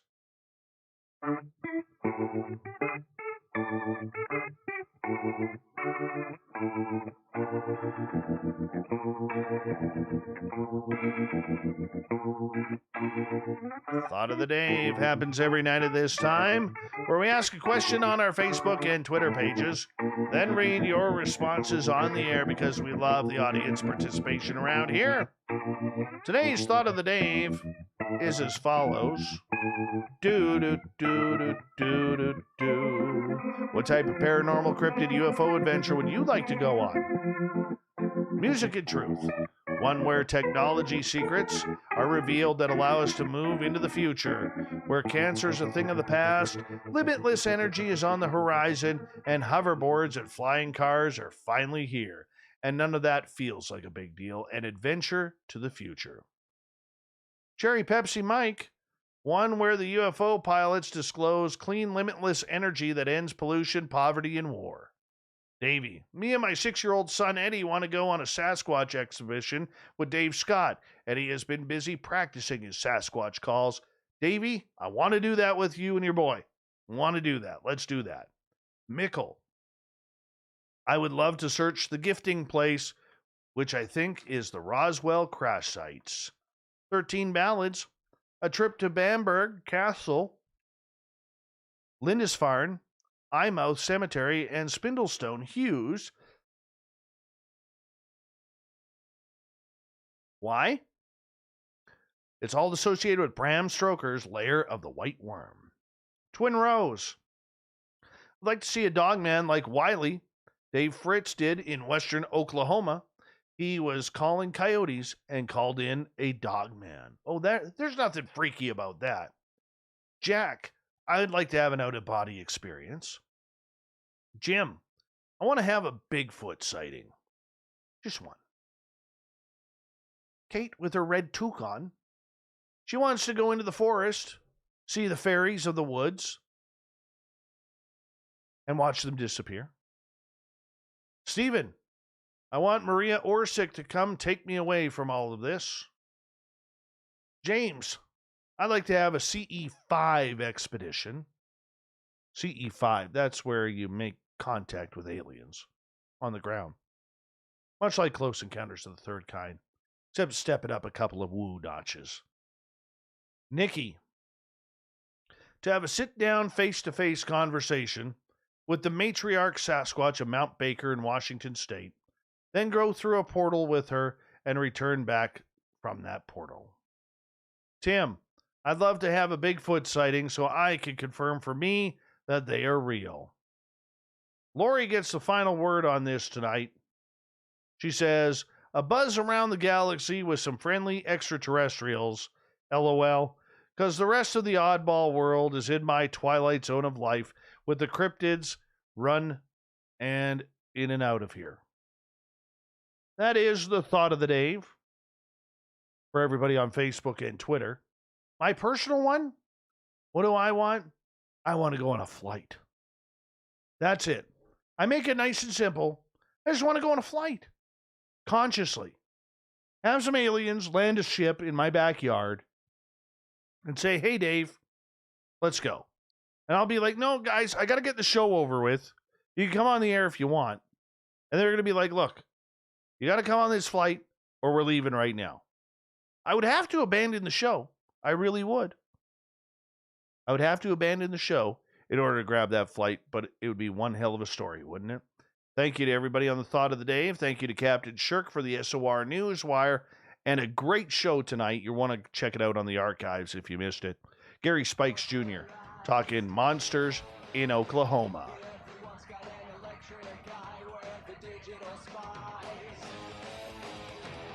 We got Mr. Ron Bumblefoot Thal rocking in the background with Little Brother is Watching. Bumblefoot is the official music of Spaced Out Radio, rocking us in and out of every single show. Get your horns up for the guitar god himself. Special thanks to everybody listening in at home, at work, in your cars, wherever you may be. Thank you to everyone hanging out in our chat rooms tonight on YouTube, LGAB, Spreaker, Revolution Radio, Facebook, Space Travelers Club, and all the snarkers and snarkettes playing along on Twitter at hashtag Spaced Out Radio.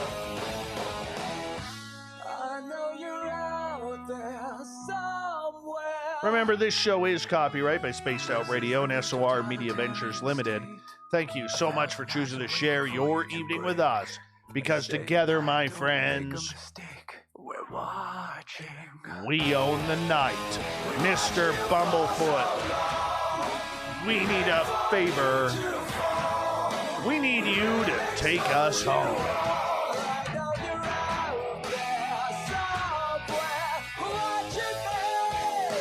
Yes, the Woo train has docked for the night, but soon, my friends, we shall ride again. Your seats are always available. Your tickets never expire. And if you want to bring a friend, we've got room for them too. Good night.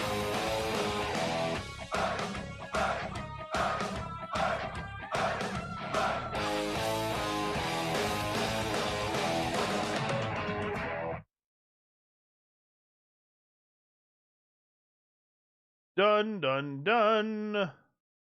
Dun dun dun. Dun dun dun. Dun dun dun dun.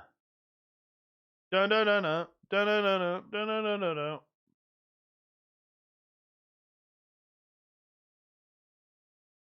Watched you for so long, wait for you to fall. We'll expose you all. I know you're out there, somewhere, watching me.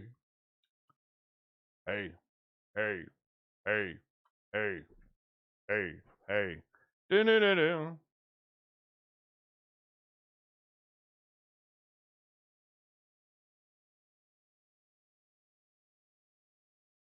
That was a good show. Good show. How do you give that show 6 thumbs down? I wish it showed. Hello, Golden Lee. Golden Lee A. Sherry Knight, how are you? Crow Creek, how are you, man? Yes, Super Duke.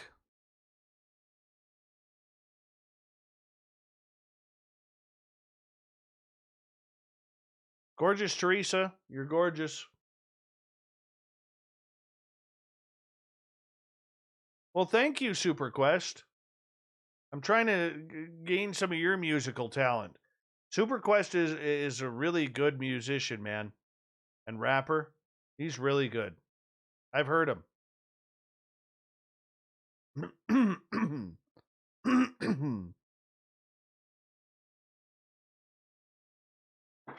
Oh, we're definitely going to bring him on again. Oh, definitely. Hi, Bell Prepper, the Portal Hug Monster. How are you? Welcome to our chat room.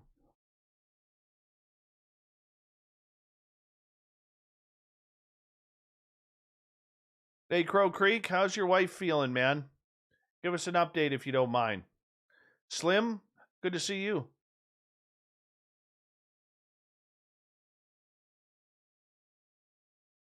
Vince Stir.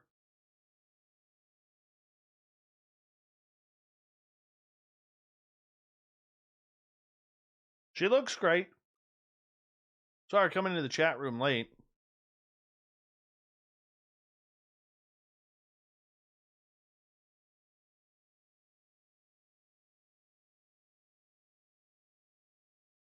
Is that all done? Is that downloaded already? Oh, no. Oh, that's...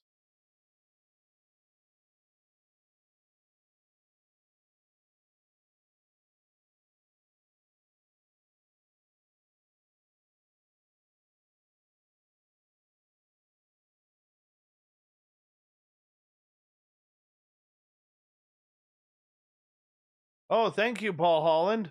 I appreciate that. Am I alive? I know tomorrow does happen, but am I alive? That's what matters. Gorgeous Larry is present for a second time tonight.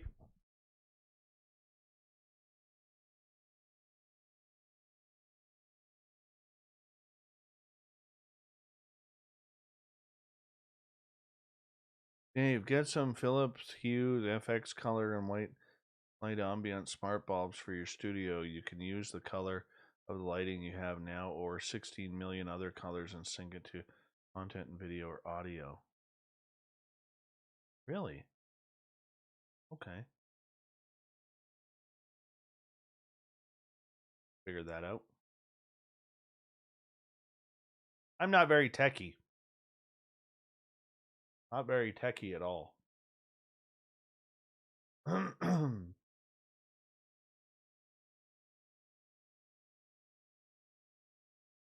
Good night, gorgeous Jenny.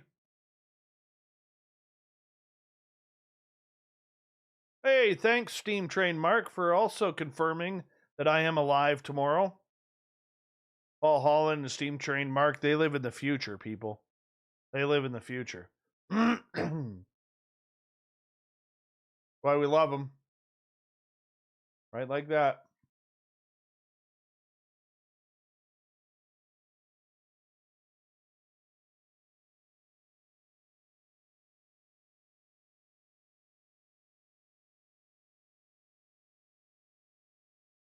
Give me 2 seconds here. There we are.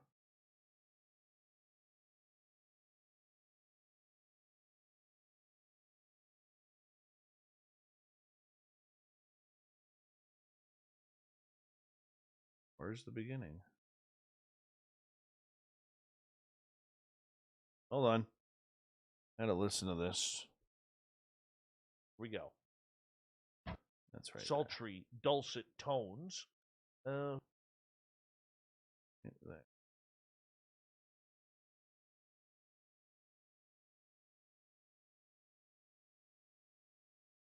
I gotta be honest, I really enjoyed Gary tonight. Really enjoyed chatting with him. That was a good show.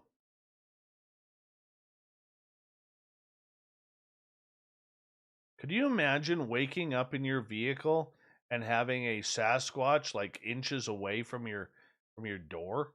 Window, your driver's side window? How freaky would that be?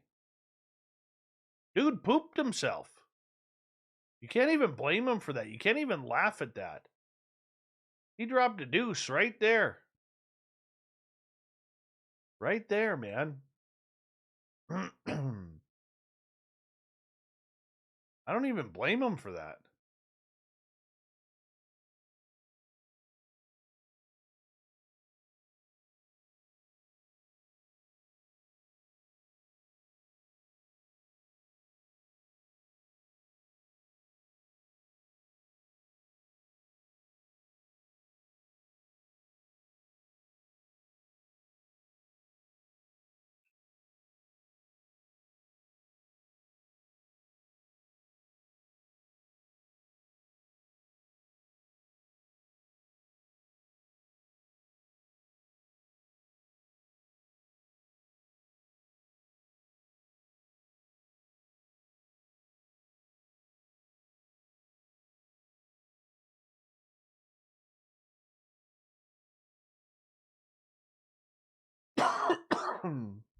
Right, Kirk?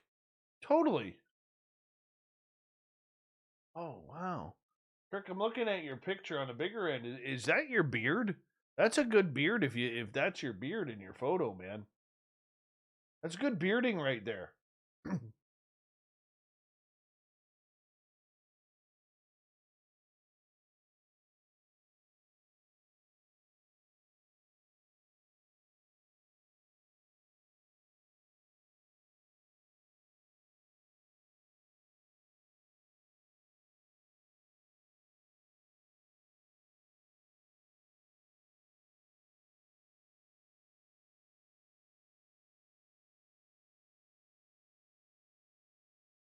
That is some seriously good bearding there, Kirk. Seriously good bearding.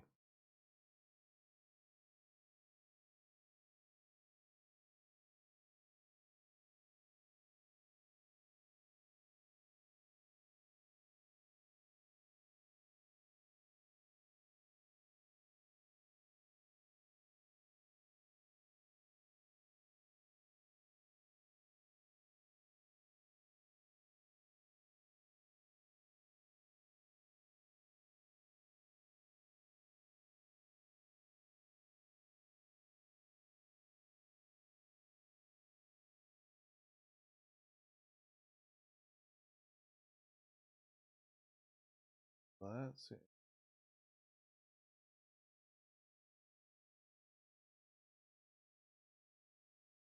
It's awful.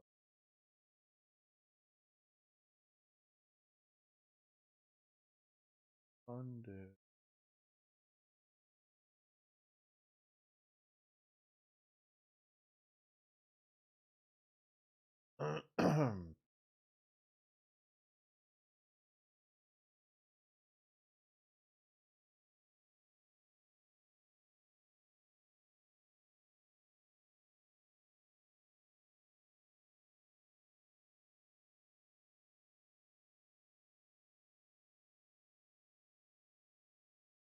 Hi, Rafaela. How are you?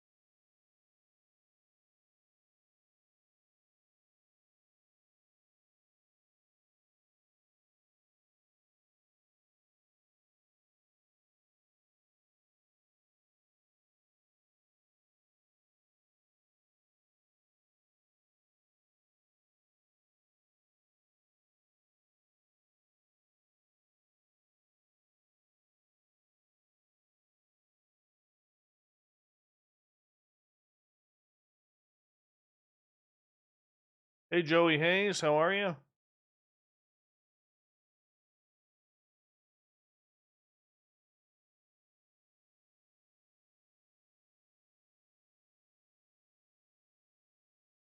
What do you guys want to talk about? While we're all sitting here, what do you want to talk about? Open forum here. Open forum.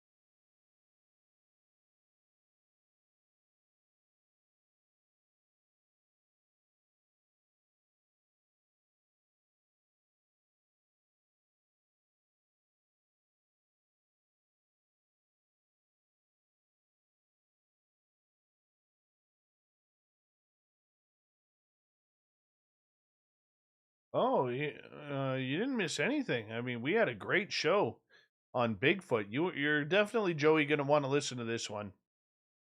Definitely.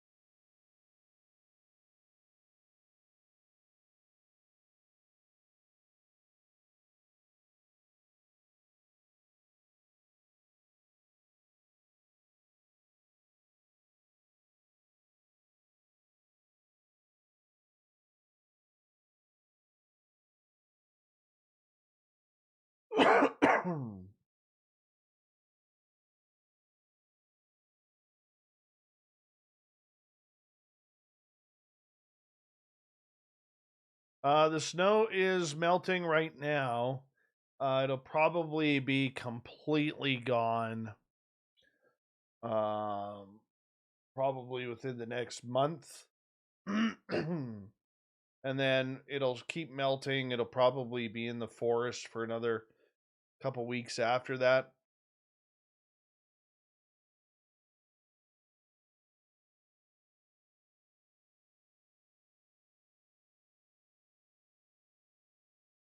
Almost time to get the ATVs into shape.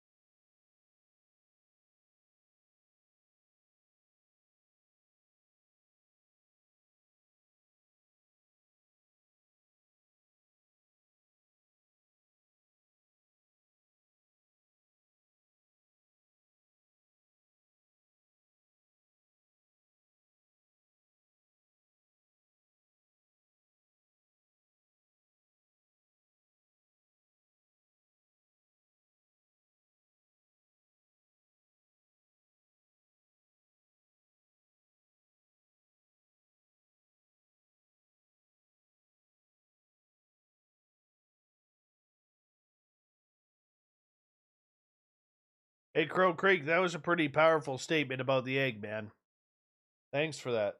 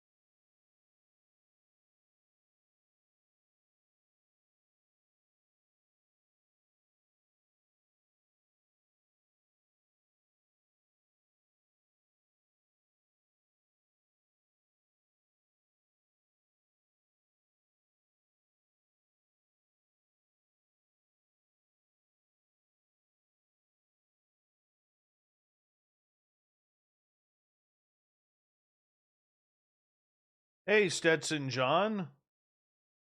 Why don't you OBE more often? Why? Why only? Are you talking about the astral travel stuff, John? Or are you talking in general terms?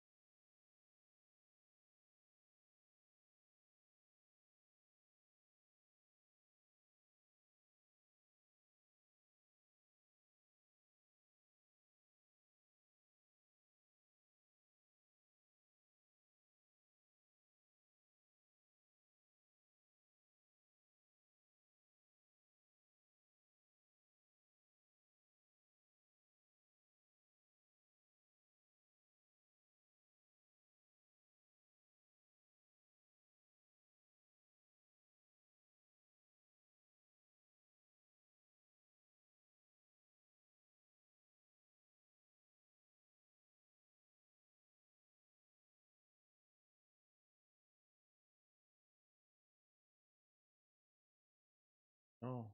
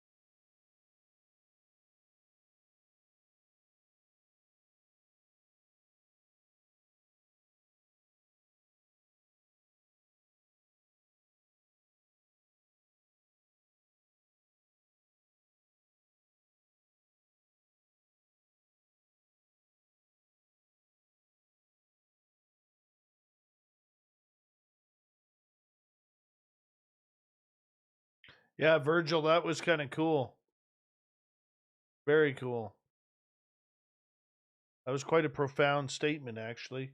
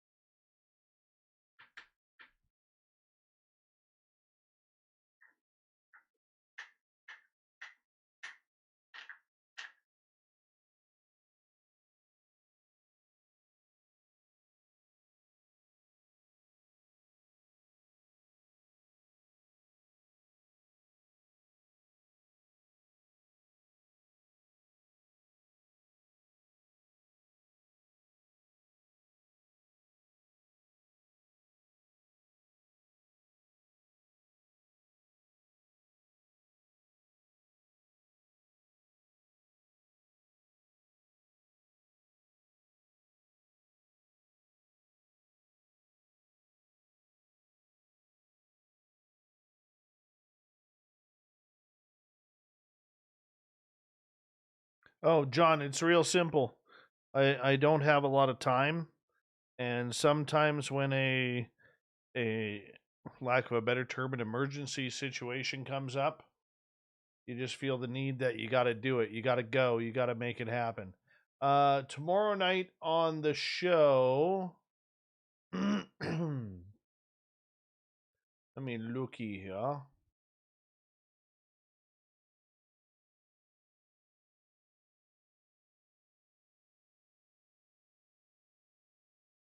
Tomorrow night on the show. Oh, excuse me. It'll be Lori and Fenton. Lori and Fenton tomorrow night. Talking about respecting the experience. We're going to get into experiencers.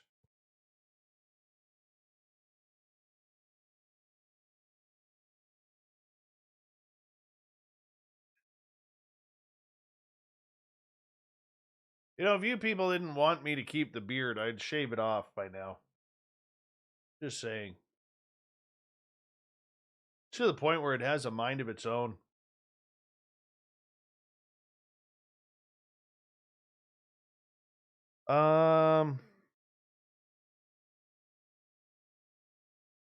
Good question, John.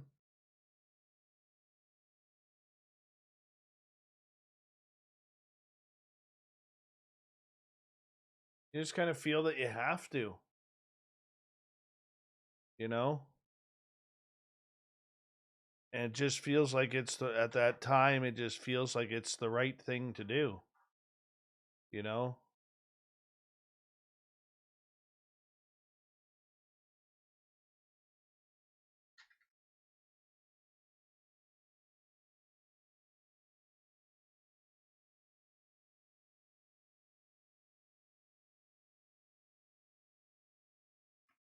And that's being pretty honest. You know, like when my nephew passed away, I had this really big fear from the other side that he didn't know what was going on or what he was doing. So I felt like I had to almost go and help him to tell him. I wanted it to be me to tell him rather than anybody else. You know?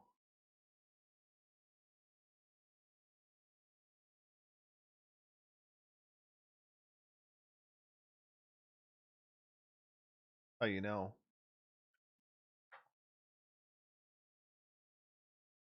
Not trying to sound solemn, I'm just tired.